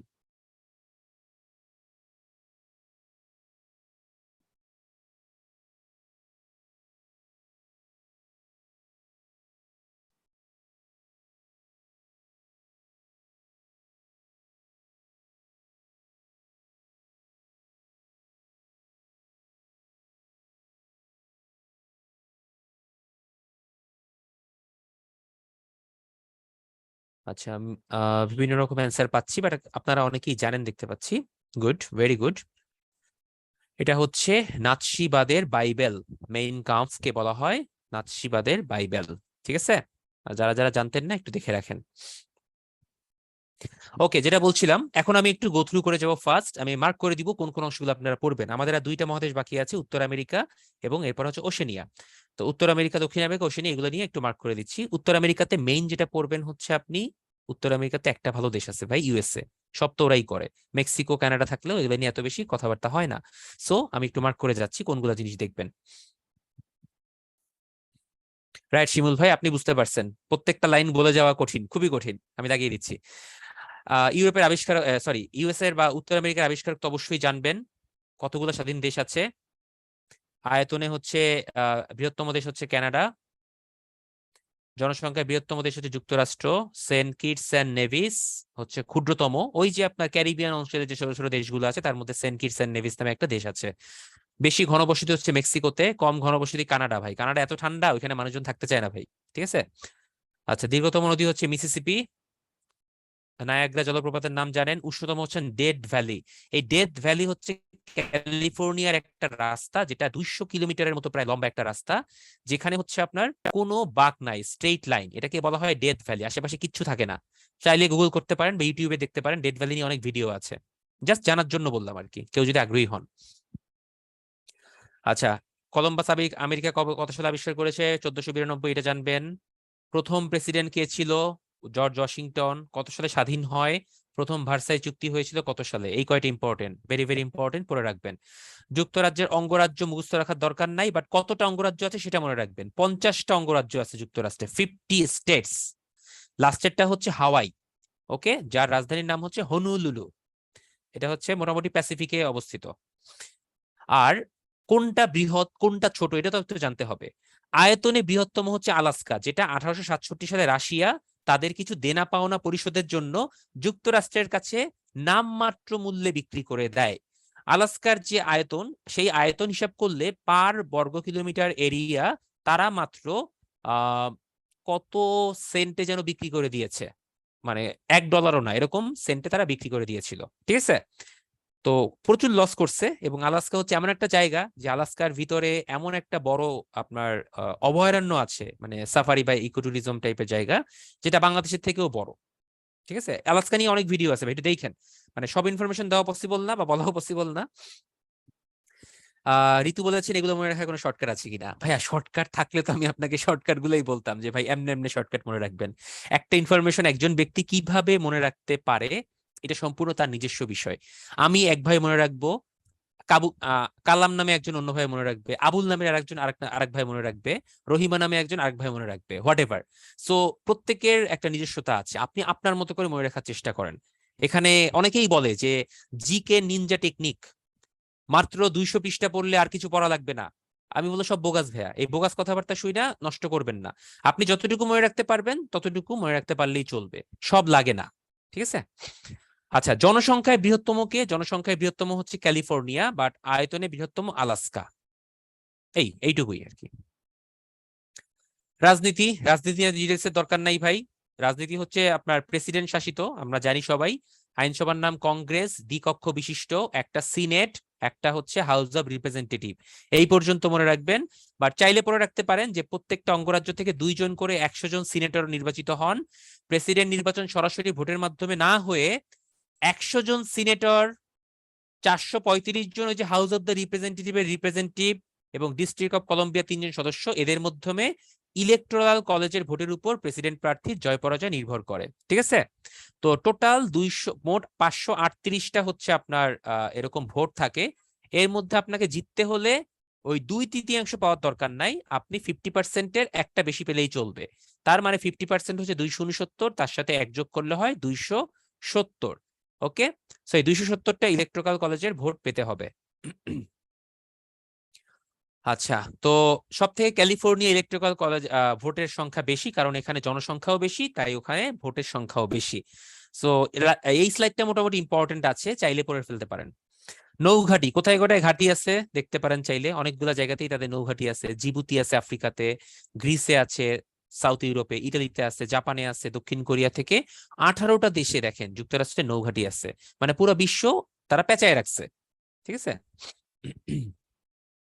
আব্রাহাম লিঙ্কন ব্যক্তির নাম, জাস্ট ইম্পর্টেন্ট, একবার রিডিং দিবেন এগুলা। উনি দাসদের নিয়ে কাজ করেছেন, কততম রাষ্ট্রপতি ছিলেন, তার বিখ্যাত উক্তি, ভেরি ভেরি ইম্পর্টেন্ট। জন উইলস নামে একজন আততায়ীর হাতে তিনি নিহত হন, এটা খুবই স্যাড একটা ঘটনা। আপনারা চাইলে লিঙ্কন মুভিটা দেখতে পারেন। কেউ দেখছেন লিঙ্কন মুভিটা? 2012 সালে বেরিয়েছিল, দেখেন লিঙ্কনের ছবি দিয়েছে। এখানে একজন অ্যাক্টর অভিনয় করেছিলেন, তার নামটা আমি ভুলে গেছি ভাই। আমার খুবই পছন্দের একজন অ্যাক্টর, মানে সে যে ক্যারেক্টারটা তো পোর্ট্রে করতে যায় একদম সেই ক্যারেক্টারের মতোই হয়ে যায়, তাকে দেখলে বোঝাই যায় না যে সে আসলে অন্য একটা ব্যক্তি। এরকম আরেকটা, হ্যাঁ, Daniel Day Lewis, thank you thank you, নামটা মনে আসতেছিল। ড্যানিয়েল একটা কি যেন একটা নাম ছিল। এই এই ব্যক্তিরে ভাই দেখে আমি অবাক হই, কেমনে পসিবল ভাই, মানে যে ক্যারেক্টার দেওয়া হয় সেই ক্যারেক্টারে সে মিশে যায়। আরেকজন হচ্ছে আপনার ক্রিশ্চিয়ান বেল, মাই গড। মানে এই লিঙ্কন দেখার সময় আমার মনে হচ্ছিল যে আমি আসলে আব্রাহাম লিঙ্কনরই দেখতেছি, তার মতো করে হাঁটা চলা, তার মতো করে কথা, ডায়লগ ডেলিভারি, এক্সপ্রেশন, লুক এবং চেহারা, মানে যে তাকে মেকআপ দিছে তার একদম আব্রাহাম লিঙ্কনই বানাই দিছে। Definitely one of the best, দেখতে পারেন লিঙ্কন মুভিটা। হ্যাঁ, ফ্র্যাঙ্কলিন রুজভেল্ট পড়ে নিবেন ভাই, এগুলো লাল কালি দিয়ে মার্ক করা যেখানে যেখানে দিচ্ছি একটু পড়ে নিবেন। প্রত্যেকটা লাইন আর পড়াতে পারতেছি না ভাই, আমার অলরেডি গলা ব্যথা শুরু হয়ে গেছে, কারণ এই ক্লাসগুলোয় প্রত্যেকটা লাইন পড়িয়ে যেতে হয়, খুব প্যাথেটিক জায়গা। হ্যারি এস ট্রুম্যান, তিনি হচ্ছেন হিরোশিমা নাগাসাকিতে পারমাণবিক বোমা হামলা চালানোর জন্য উনি হচ্ছে একটা নির্দেশনা দিয়েছিলেন, অর্ডার করেছিলেন। ওকে, ইংলিশ মুভিতে দেখেন না, প্রেসিডেন্টের অর্ডার জন্য ওয়েট করে, অর্ডার পাওয়া মাত্রই হচ্ছে মিসাইল হামলা করে, ওরকম টাইপের। আর তিনি হচ্ছে ট্রুম্যান ডক্ট্রিনের প্রবক্তা। এই ডক্ট্রিনের মাধ্যমে যুক্তরাষ্ট্র কারো সাথে সাথে পাচে থাকবে না এই নীতি থেকে বেরিয়ে আসে, বেরিয়ে এসে পুরো বিশ্ব শাসন করা শুরু করে। জন এফ কেনেডি, তিনি একজন প্রেসিডেন্ট, পুলিৎজার পুরস্কার বিজয়ী। রিচার্ড নিক্সন মুক্তিযুদ্ধের সময় ছিলেন। জিমি কার্টার নোবেল শান্তি পুরস্কার পেয়েছিলেন। বারাক ওবামা, ভাই পড়ে নিয়েন একটু, এগুলো রিডিং পড়বেন, যে কয়টা ইনফরমেশন মনে রাখতে পারেন পড়বেন। কিছু গুরুত্বপূর্ণ তথ্য মার্ক করে দিচ্ছি কোনটা কোনটা পড়বেন। নাসাটা পড়বেন, কত সালে এস্টাবলিশ করা হয়। স্ট্যাচু অফ লিবার্টি আছে, ওই যে হাত উঁচু করে এক মহিলা দাঁড়ানো, এটা হাডসন নদীর তীরে রাখা আছে এবং এটা ফ্রান্স আপনার উপহার দিয়েছিল ইউএসএ কে। ওয়াল স্ট্রিট একটা বিখ্যাত সড়ক। শিকাগোতে শ্রমিক আন্দোলন করার মাধ্যমে সেই মে দিবস পালন করা হয়। আর গুয়ামেতে যুক্তরাষ্ট্রের নৌঘাঁটি আছে, পড়তে পারেন। ব্যাস এইটুকু, আর লাগবে না ভাই, অনেক ইনফরমেশন। অস্ত্র রপ্তানি করে বেশি আয় করে যুক্তরাষ্ট্র, আপনি জানেন। বিশ্বের রাজধানী বলা হয় নিউ ইয়র্ককে, নিউ ইয়র্ক সিটি হচ্ছে খুবই উন্নত এবং সুন্দর। টাইটানিক পরে নিয়েন ভাইয়া, প্রথম এইচ রোগীও সেখানেই পাওয়া গেছে। আর নারীরা ভোটাধিকার পায় 1920 সালে। সিলিকন ভ্যালি যুক্তরাষ্ট্রে অবস্থিত। পারমাণবিক বোমার আবিষ্কারক ওপেনহেইমারের নাম আমি একটু আগে বলেছিলাম আইনস্টাইনের সাথে পড়ানোর সময়। ইউএসএ প্রতিরক্ষা দপ্তর হচ্ছে পেন্টাগন, বলে না, পেন্টাগন থেকে একজন মুখপাত্র বলেছেন, এরকম ভাবে নিউজে বলে না তো। পেন্টাগন মানে হচ্ছে ইউএসএ প্রতিরক্ষা যে সদর দপ্তর, সেটাকেই পেন্টাগন বলা হয়। আরো কিছু গুরুত্বপূর্ণ তথ্য কানাডা সংক্রান্ত। কানাডা বিশ্বের দ্বিতীয় বৃহত্তম রাষ্ট্র। কানাডায় হচ্ছে কক্ষ বিশিষ্ট আইনসভা আছে। ম্যাপেল লিফ বা লিলি ফুলের দেশ হচ্ছে কানাডা। কমনওয়েলথভুক্ত বৃহৎ দেশ কানাডা। আর লাগবে না। ও, বর্তমান ইনফরমেশন একটু পড়েন ভাইয়া। কানাডা ইন্ডিয়ার মধ্যে ঝামেলা চলতেছে, আমি জানি আপনারা সবাই এগুলো ফলো করতেছেন, সো আলাদা করে আমি আর বলতেছি না, ঠিক আছে। যুক্তরাষ্ট্রের নারীরা প্রথম ভোটাধিকার লাভ করা হচ্ছে 1920 সালে। পোল কোশ্চেনটা লঞ্চ করার কোনো দরকার নাই। এবার আসি মধ্য আমেরিকা। ম্যাপটা একটু দেখেন, মধ্য আমেরিকায় কি কি দেশ আছে। মধ্য আমেরিকাতে দেশগুলো হচ্ছে আপনার গুয়েতেমালা, যেটার সাথে মাঝে মধ্যে ফুটবল ম্যাচ হয়, Honduras, Nicaragua, Costa Rica, Panama, El Salvador. এই যে কোস্টারিকার নাম তো আপনারা জানেন, কোস্টারিকা প্রায় ফুটবল খেলে। পানামা খেলার জন্য আপনি পানামা জানবেন, পানামা কিন্তু খুবই সুন্দর একটা জায়গা, ঠিক আছে। তারপরে মধ্য আমেরিকার উপরে কিন্তু কিউবা ছিল, কিউবার হাভানার কথা বলি নাই, হাভানা খুবই সুন্দর একটা জায়গা ভাই। কিউবার হাভানাতে একটা বিখ্যাত উপন্যাস রচিত হয়েছে হাভানার সি বিচকে অবলম্বন করে, ফেমাস একটা নোভেল। আর্নেস্ট হেমিংওয়ে রাইটার, বলে দিলাম ইংলিশ লিটারেচারের প্রশ্ন, বলেন। এবার তো পারা উচিত।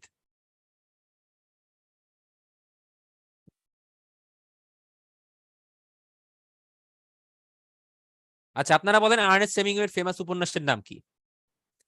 মিনহাজ ভাই, থ্যাংক ইউ। আর কেউ? মাত্র একজন? আজিজুর ভাই বলেছেন। যাক, আপনাকেও ধন্যবাদ, বলতে থাকেন। মনি আপু, আবার টাইপ কিছু কেন, কনফিডেন্টলি বলতে হবে।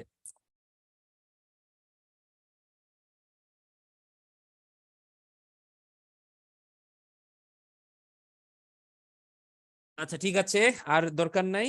না ভাই, হাভানা সং না আপু, হাভানা সং নিয়ে কিছু না, এটা একটা নোভেলের কথা বলেছি, উপন্যাস। এটা হচ্ছে the old man and the sea, famous উপন্যাস আর্নেস্ট হেমিংওয়ের। Old man and the sea, এটা হচ্ছে ফেমাস, এবং এটাই হচ্ছে আপনার অনেকগুলো পুরস্কার পেয়েছে। তো এই উপন্যাস একটু পড়েন, ঠিক আছে। এত সুন্দর করে লিখেছে, মানে আপনার মাত্র কয়দিনের ঘটনা, 3 দিন আগের দিনে, মানে সব মিলে 4 দিনের ঘটনা, সব মিলে এই 4 দিনের ঘটনা নিয়ে এত সুন্দর একটা উপন্যাস লেখা যায়, মাই গড, পড়তে পারেন। তো যেটা বলছিলাম, মধ্য আমেরিকার কথাবার্তা একটু দেখি কি কি আছে।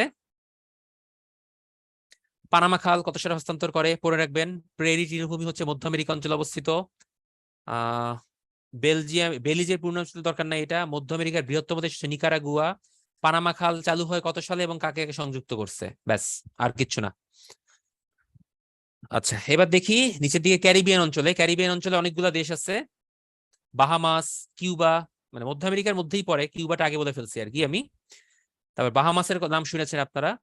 এই জায়গাগুলোতে কিন্তু মানুষজন বেড়াতে যায়, ডোমিনিক রিপাবলিক, হাইতি, ঠিক আছে। আপনারা কি দেখছেন যে মানে এই জায়গার দুই পাশে হচ্ছে আপনার, এক পাশে ক্যারিবিয়ান সাগর, এক পাশে নর্থ আটলান্টিক, এই পাশ দিয়ে চিন্তা করলে একটু পূর্ব দিকে পশ্চিম দিকে গেলে হচ্ছে আবার আপনার প্যাসিফিক। সো আটলান্টিক ক্যারিবিয়ানের সব থেকে ভালো সৌন্দর্য উপভোগ করতে হলে আপনাকে যেতে হবে কিউবা, হাইতি, বাহামাস, ঠিক আছে। এই জায়গাগুলো হচ্ছে একদম বেস্ট। ওয়েস্ট ইন্ডিজ নামে ভাই কিছু নাই, ভাই ওয়েস্ট ইন্ডিজ বলে কিছু নাই। এই দেশগুলো মিলে সম্মিলিত হবে একটা ক্রিকেট খেলতো, তাদেরকে ওয়েস্ট ইন্ডিজ বলা হতো, যাদেরকে বর্তমানে উইন্ডিজ বলা হয়। ওই যে সেন্ট কিটস অ্যান্ড নেভিস। তারপরে হচ্ছে আপনার 2007 সালে ওয়ার্ল্ড কাপ হয়েছিল না, ক্রিকেট ওয়ার্ল্ড কাপ, আপনার ওয়েস্ট ইন্ডিজে বা ক্যারিবিয়ান অঞ্চলে।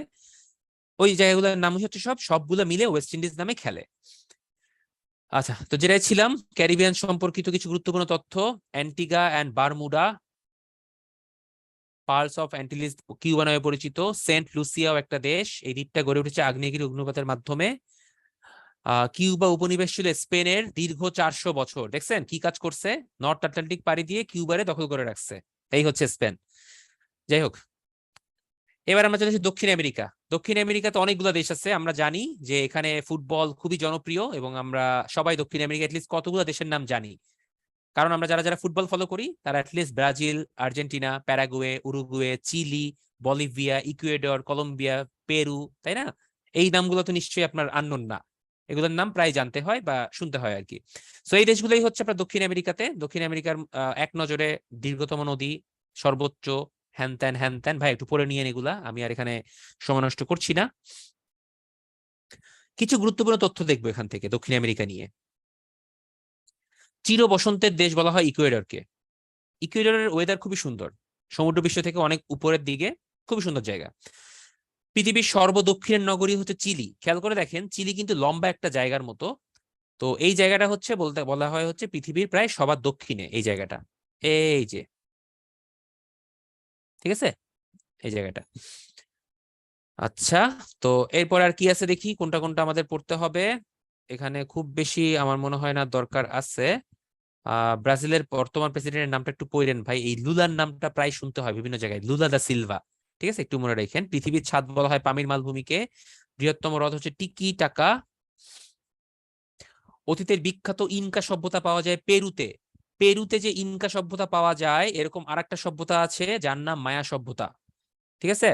তো এই মায়া সভ্যতা নিয়ে একটা সিনেমা আছে, মুভি আছে, Hollywood movie, very very famous, survival movie টাইপের। দেখছেন মেবি, অনেকেই দেখছেন।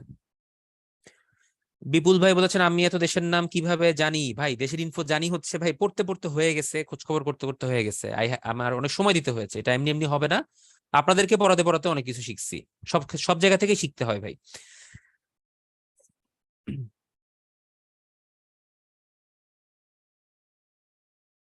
না মাসুম ভাই, পাবলো এসকোবার নিয়ে পড়া লাগবে না। ইনকা সভ্যতা হচ্ছে পেরুতে, মায়া সভ্যতা হচ্ছে মধ্য আমেরিকাতে। তো মায়া সভ্যতা নিয়ে একটা মুভি আছে যেটা হচ্ছে অ্যাপোক্যালিপ্টো, দেখছেন না কেউ?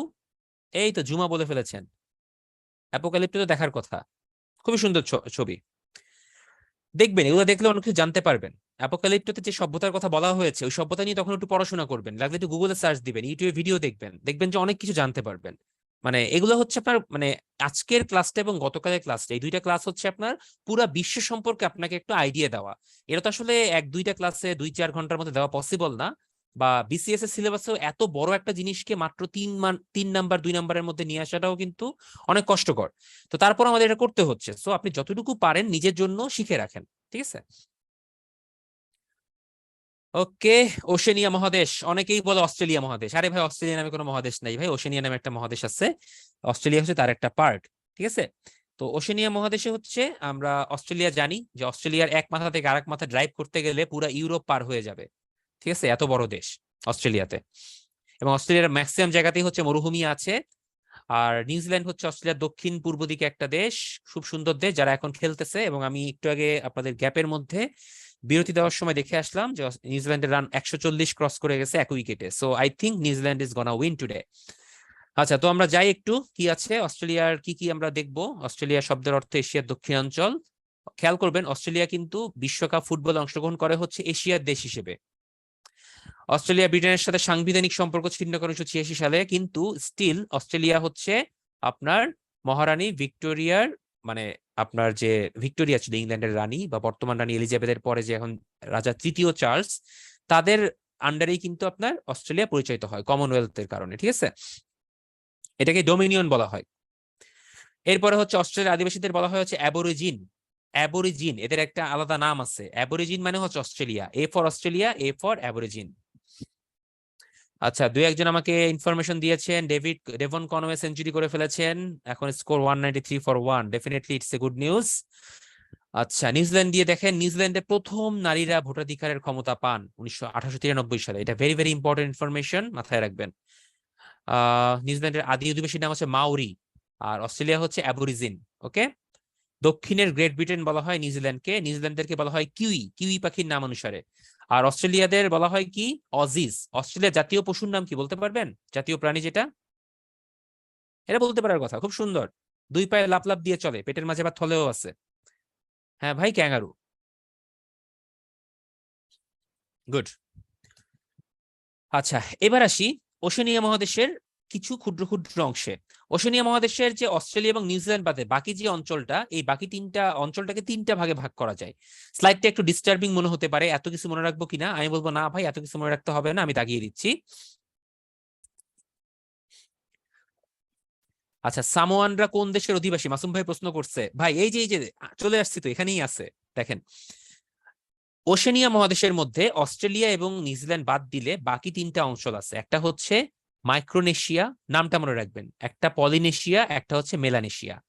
মাইক্রোনেশিয়ার মধ্যে হচ্ছে নিরক্ষরেখার কাছাকাছি 5টা মাত্র দ্বীপ দেশ নিয়ে গঠিত। সো মাইক্রোনেশিয়া হচ্ছে 5। নাউরু, ক্যারোলিন, মার্শাল, কিরিবাতি ও সিয়াম, এই দেশগুলো নিয়ে হচ্ছে, বা দ্বীপরাষ্ট্র নিয়ে হচ্ছে মাইক্রোনেশিয়া গঠিত। পারলে নাম মুখস্থ করেন, না পারলে কোনো সমস্যা নাই, এগুলো থেকে প্রশ্ন ওভাবে আসে না। পলিনেশিয়া, পলিনেশিয়াতে আছে হচ্ছে আপনার মধ্য ও দক্ষিণ প্রশান্ত মহাসাগরের কয়েকটা দ্বীপ, এর মধ্যে 6টার নাম বলা যায়, যেমন টোঙ্গা, সামোয়া, এই যে মাসুম ভাই আপনার নাম, আপনার সামোয়া চলে আসছে, টুভ্যালু, কুক, ইস্টার আইল্যান্ড এবং তাহিতি, ঠিক আছে। এরপর চলে আসি হচ্ছে আরেকটা অঞ্চল, সেটা হচ্ছে আপনার মেলানেশিয়া বা মেলোনেশিয়া। এটা হচ্ছে আপনার দক্ষিণ পশ্চিম প্রশান্ত মহাসাগরের দ্বীপগুলো, যার মধ্যে ফিজি, পাপুয়া নিউগিনি, সলোমন দ্বীপপুঞ্জ, এরকম অনেকগুলো দ্বীপ আছে, নিউগিনি, ঠিক আছে।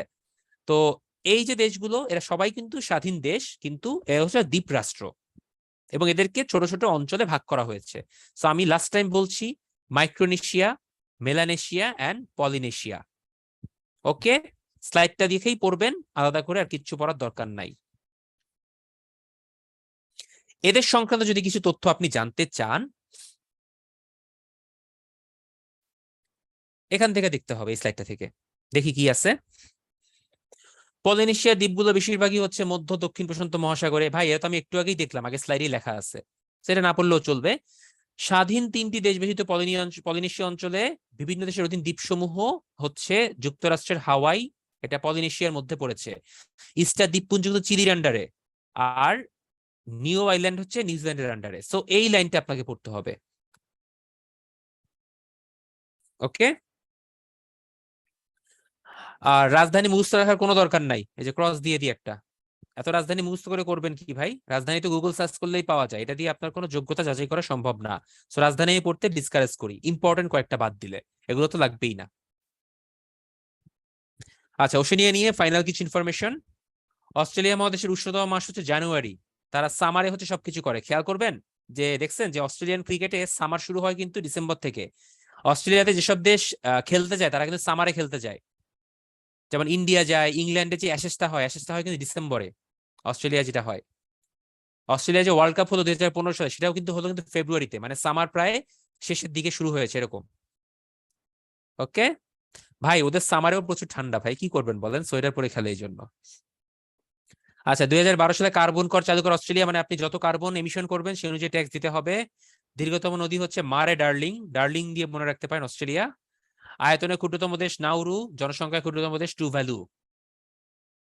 ওকে, লাস্ট পোল কোশ্চেন, পালাওয়ের রাজধানী কোনটা? এটা আমি লঞ্চ করবোই না, আপনাদেরকে মুখস্থ করতেও ডিসকারেজ করবে। এটা হবে গেরুল মুদ, বাট পড়ার দরকার নেই ভাই, বলতেছি তো, কোনো লাগবে না। এরকম যদি চলেও আসে পরীক্ষায় ছেড়ে দিবেন। এত রাজধানী মুখস্থ করে একটা এমসিকিউ পড়ার কোনো দরকার নাই। এই সময়টা লাগলে ওই বিন্যাস সমাবেশ করেন, বিজ্ঞান প্রাণী বিজ্ঞান পড়েন, এগুলা কাজ করেন, কাজে আসবে। ওকে, সো আমরা এখন প্রিভিয়াস ইয়ারের কোশ্চেন দেখবো, দেখি কেমন প্রশ্ন আসে, কোন জায়গা থেকে কিরকম এসেছে। 45 বিসিএস এর প্রশ্ন, প্রথমেই 4টা। ক্ষুদ্রতম মহাদেশ দেখেন, দক্ষিণ আমেরিকা, আফ্রিকা, ইউরোপ। অস্ট্রেলিয়াতে কোনো মহাদেশ না, so it will be blank. Australia নামে কোনো মহাদেশ নাই।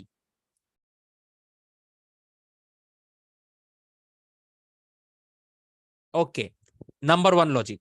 নাম্বার 2 লজিক, ভাই অস্ট্রেলিয়া তো মানে ওশেনিয়া তো আরেক নাম অস্ট্রেলিয়া, ওশেনিয়ার মধ্যে অস্ট্রেলিয়া তো বৃহৎ দেশ, তো এই জন্য আমরা এটাকে অস্ট্রেলিয়া মহাদেশ বলবো। ওকে, নাম্বার 2 তাহলে হচ্ছে অপশন এ। এবার আসি অপশন, এবার হচ্ছে সিনারিও 3। অস্ট্রেলিয়া তো ভাই মহাদেশই না, তাহলে দক্ষিণ আমেরিকা, আফ্রিকা, ইউরোপ, এই তিনটার মধ্যে আয়তনে ছোট কে? ইউরোপ। তাহলে অ্যান্সার হবে ইউরোপ। এখন আপনি আমারে বলেন ভাই কোনটা আপনি লাগাবেন। আমি 3টা সিনারিও কনসিডার করেছি। মানে কনফিউজিং প্রশ্নের তো ভাই ধরন থাকে, মানে লিমিট ছাড়িয়ে যাচ্ছে দিনকে দিন।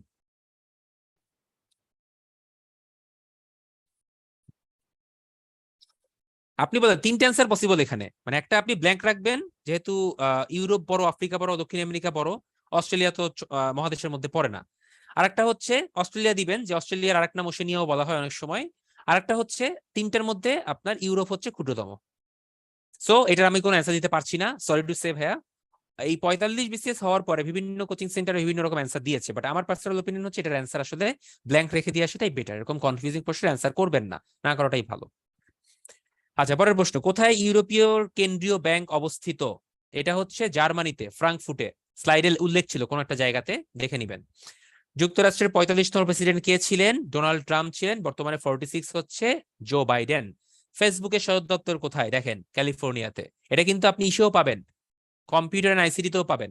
ফেসবুক সংক্রান্ত আপনাকে পড়তে হবে, সোশ্যাল নেটওয়ার্কিং সাইট, সেখানেও কিন্তু ফেসবুকের সদর দপ্তর আপনাকে আমি পড়াবো। সো এখান থেকেও পড়ে নেন। ওকে, এবার 44 বিসিএস নিয়ে কথাবার্তা বলি, দেখি 44 বিসিএস এ কি আসছে। কোন সালে রাশিয়া ক্রিমিয়া দখল করে? ডেফিনেটলি এটা পারার কথা, 2014। কোন দেশটি ভেনেজুয়েলার প্রতিবেশী রাষ্ট্র নয়? দেখেন ভেনেজুয়েলার আশেপাশে কারা আছে? ব্রাজিল, কলম্বিয়া, গায়ানা আছে, বলিভিয়া নাই। সো ম্যাপটা আপনাকে জানতে হবে। এটা কিন্তু একটা ইম্পর্টেন্ট প্রশ্ন এবং কনফিউজিং প্রশ্ন। আশেপাশে সবাই আছে সাউথ আমেরিকায়, কিন্তু কোনটা প্রতিবেশী না কেমনে বুঝবেন? সো এটার জন্য ম্যাপ পড়তে হবে, না পারলে ছেড়ে দিবেন, কোনো সমস্যা নাই। ইউরোপের রুটি ঝুড়ি কোনটা? ইউক্রেন। গণতন্ত্রের ধারণা কোথায় প্রথম উৎসারিত হয়েছিল বলেন তো? প্রাচীন গ্রিসে। কিন্তু প্রাচীন গণতন্ত্র কোথায় এস্টাবলিশড আছে? ব্রিটেনে। দুইটার মধ্যে কিন্তু পার্থক্য আছে। গণতন্ত্রের ধারণা উৎসারিত হয় প্রথম প্রাচীন গ্রিসে, বাট প্রাচীন গণতন্ত্র হচ্ছে ব্রিটেনে। কনসার্ট ফর বাংলাদেশ কোথায় হয়েছিল? নিউ ইয়র্কে। Common information. Lady with the lamp, হাতে নিয়ে আলোক বর্তিকা, দেখি আপনারা বলেন কে হবে? হাতে নিয়ে আলোক বর্তিকা একটা গল্প ছিল আমাদের ছোটবেলায়, ফ্লোরেন্স নাইটিঙ্গেল, রাইট। অনেকে মাদার তেরেসা দিয়েছেন, না ভাইয়া। ট্রাফালগার স্কয়ার এটা কোথায় অবস্থিত? ইংল্যান্ডে। টাইমস স্কয়ার হচ্ছে, টাইমস স্কয়ার কোথায়? নিউ ইয়র্কে, গুড। ট্রান্সপারেন্সি ইন্টারন্যাশনাল প্রধান কার্যালয় কোথায়? এটা আসলে এখানকার প্রশ্ন না ভাইয়া, আজকের টপিকের না, তারপরেও করিয়ে দিচ্ছি। নর্মালি আমরা যখন সংগঠন পড়বো তখন এই সদর দপ্তরগুলো আমরা পড়বো, ঠিক আছে? বাট ট্রান্সপারেন্সি ইন্টারন্যাশনাল সদর দপ্তর হচ্ছে জার্মানিতে। মায়া সভ্যতাটা আবিষ্কৃত হয় কোথায়? মধ্য আমেরিকাতে। এটাও একটা প্রিলি প্রশ্ন, আমরা ক্লাসে আলোচনা করে ফেলছি। জিবুতি দেশটি কোথায় অবস্থিত? এটা কিন্তু আফ্রিকান কান্ট্রি জিবুতি। এটা হচ্ছে এডেন উপসাগরের পাশে। দক্ষিণ আমেরিকায় তো হবেই না, প্রশান্ত না, দক্ষিণ চীন সাগরেও না, এডেন উপসাগর, অর্থাৎ মধ্য এশিয়া এবং আফ্রিকার মধ্যে। কোন তারিখে মার্কিন যুক্তরাষ্ট্র ইরানের উপর পুনরায় অর্থনৈতিক নিষেধাজ্ঞা পুনরায় আরোপ করে? 18 অক্টোবর 2020। এটা একটা স্পেশাল বিসিএস এর প্রশ্ন, এটা সাম্প্রতিক সময়ের প্রশ্নের মধ্যে চলে যায়। সো এটা আজকের ক্লাসের মধ্যে পড়ে না, এটা সাম্প্রতিক বিষয়াবলীর প্রশ্ন। জার্মানির প্রথম নারী চ্যান্সেলর কে? Angela Merkel. এটা তো নিশ্চয়ই বলার অপেক্ষা রাখে না। 2020 সালে আইনের শাসক সূচনের শীর্ষস্থান অর্জনকারী দেশের নাম কি? এটাও ভাই আজকের মধ্যে পড়ে না, এটা হচ্ছে সাম্প্রতিক প্রশ্নে। 41তম বিসিএস 2021-এ হয়েছিল। সো ডেফিনেটলি এটা 2020-এর প্রশ্ন, তার মানে সাম্প্রতিক বিষয়াবলীর প্রশ্ন। এটার অ্যান্সার হবে হচ্ছে আপনার ডেনমার্ক। ওকে, নিচের কোন দেশটিতে রাশিয়ার সামরিক ঘাঁটির সুবিধা বিদ্যমান আছে? ভিয়েতনামে আছে ভাইয়া, স্লাইডে দেখবেন কোথাও না কোনো জায়গাতে লেখা আছে। আর না পারলে সমস্যা নেই, এত প্রশ্ন পারতে হয় না। যুক্তরাষ্ট্রের রাষ্ট্রপতি নির্বাচনে ডেমোক্রেটিক দলের মনোনয়নের জন্য ন্যূনতম কতজন ডেলিগেটের সমর্থনের প্রয়োজন?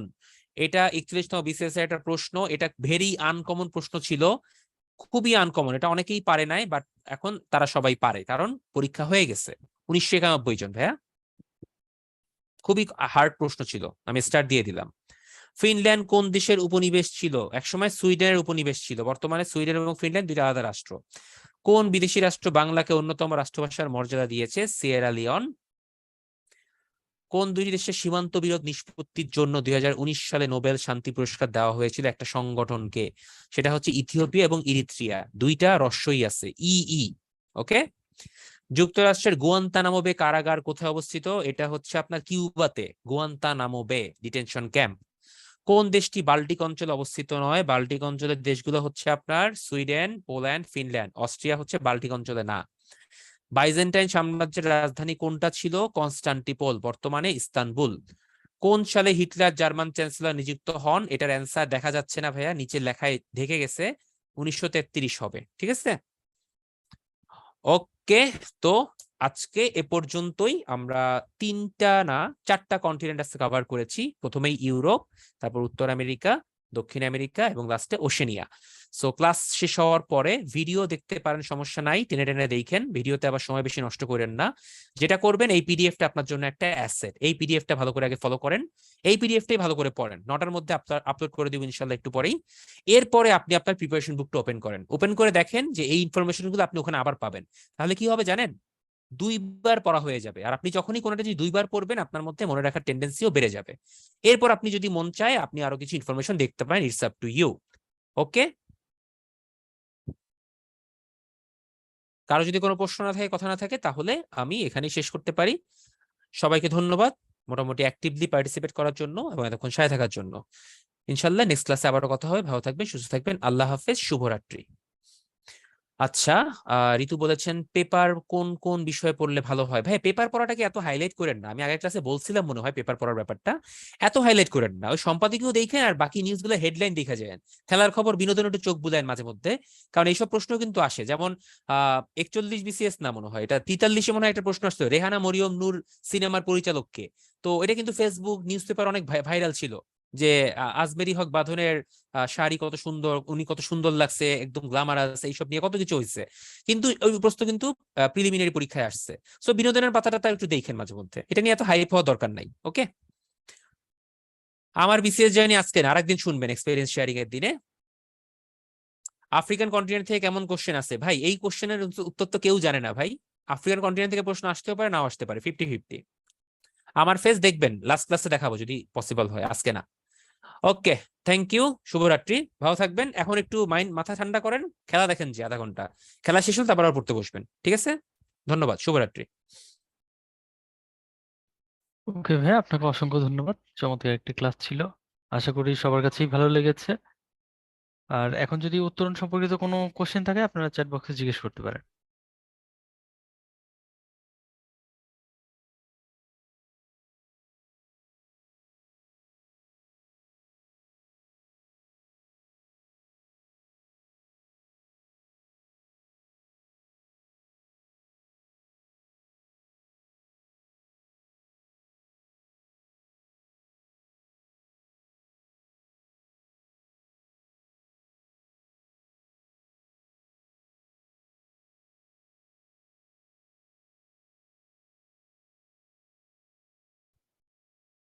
জি রায়হান ভাই, আমি আপনার কমেন্টসটা দেখেছি। তো এটা আসলে আপনার পিডিএফটাই পেয়ে থাকবেন, হ্যাঁ, ফ্রেশ কপি দেয়া হয় না ভাইয়া, সরি।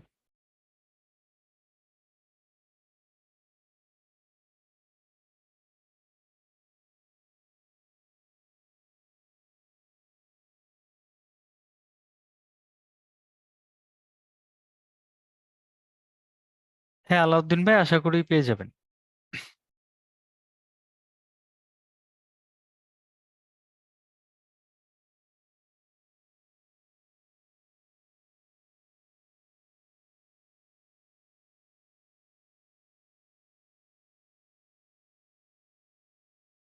জি সাজ্জাদ ভাই, আমরা চেষ্টা করব পরবর্তী আহ, ইয়েগুলো আর একটু ভালো করার জন্য। হ্যাঁ,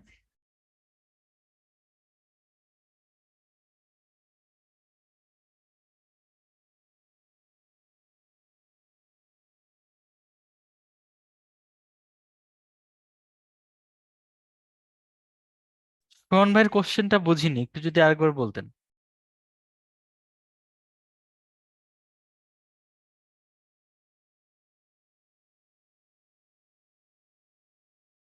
আচ্ছা আলাউদ্দিন ভাই, আপনি একটু যে ব্রাঞ্চে, ওই ব্রাঞ্চে একটু কথা বলেন, অথবা হেল্পলাইনে ফোন করে একটু কমপ্লেন করতে পারেন, অসুবিধা নেই।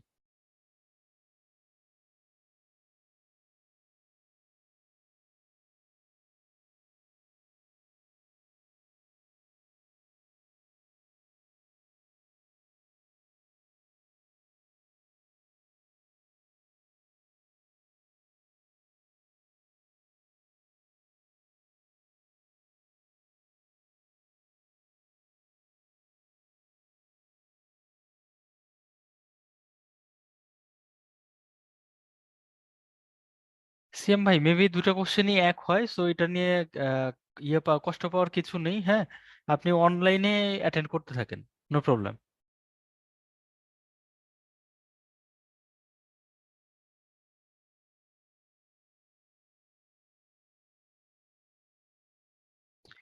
ওকে, আর কারো তেমন কোনো কোশ্চেন নেই, তাহলে আমরা শেষ করছি আজকের মতো। ধন্যবাদ এতক্ষণ সঙ্গে থাকার জন্য। শুভরাত্রি।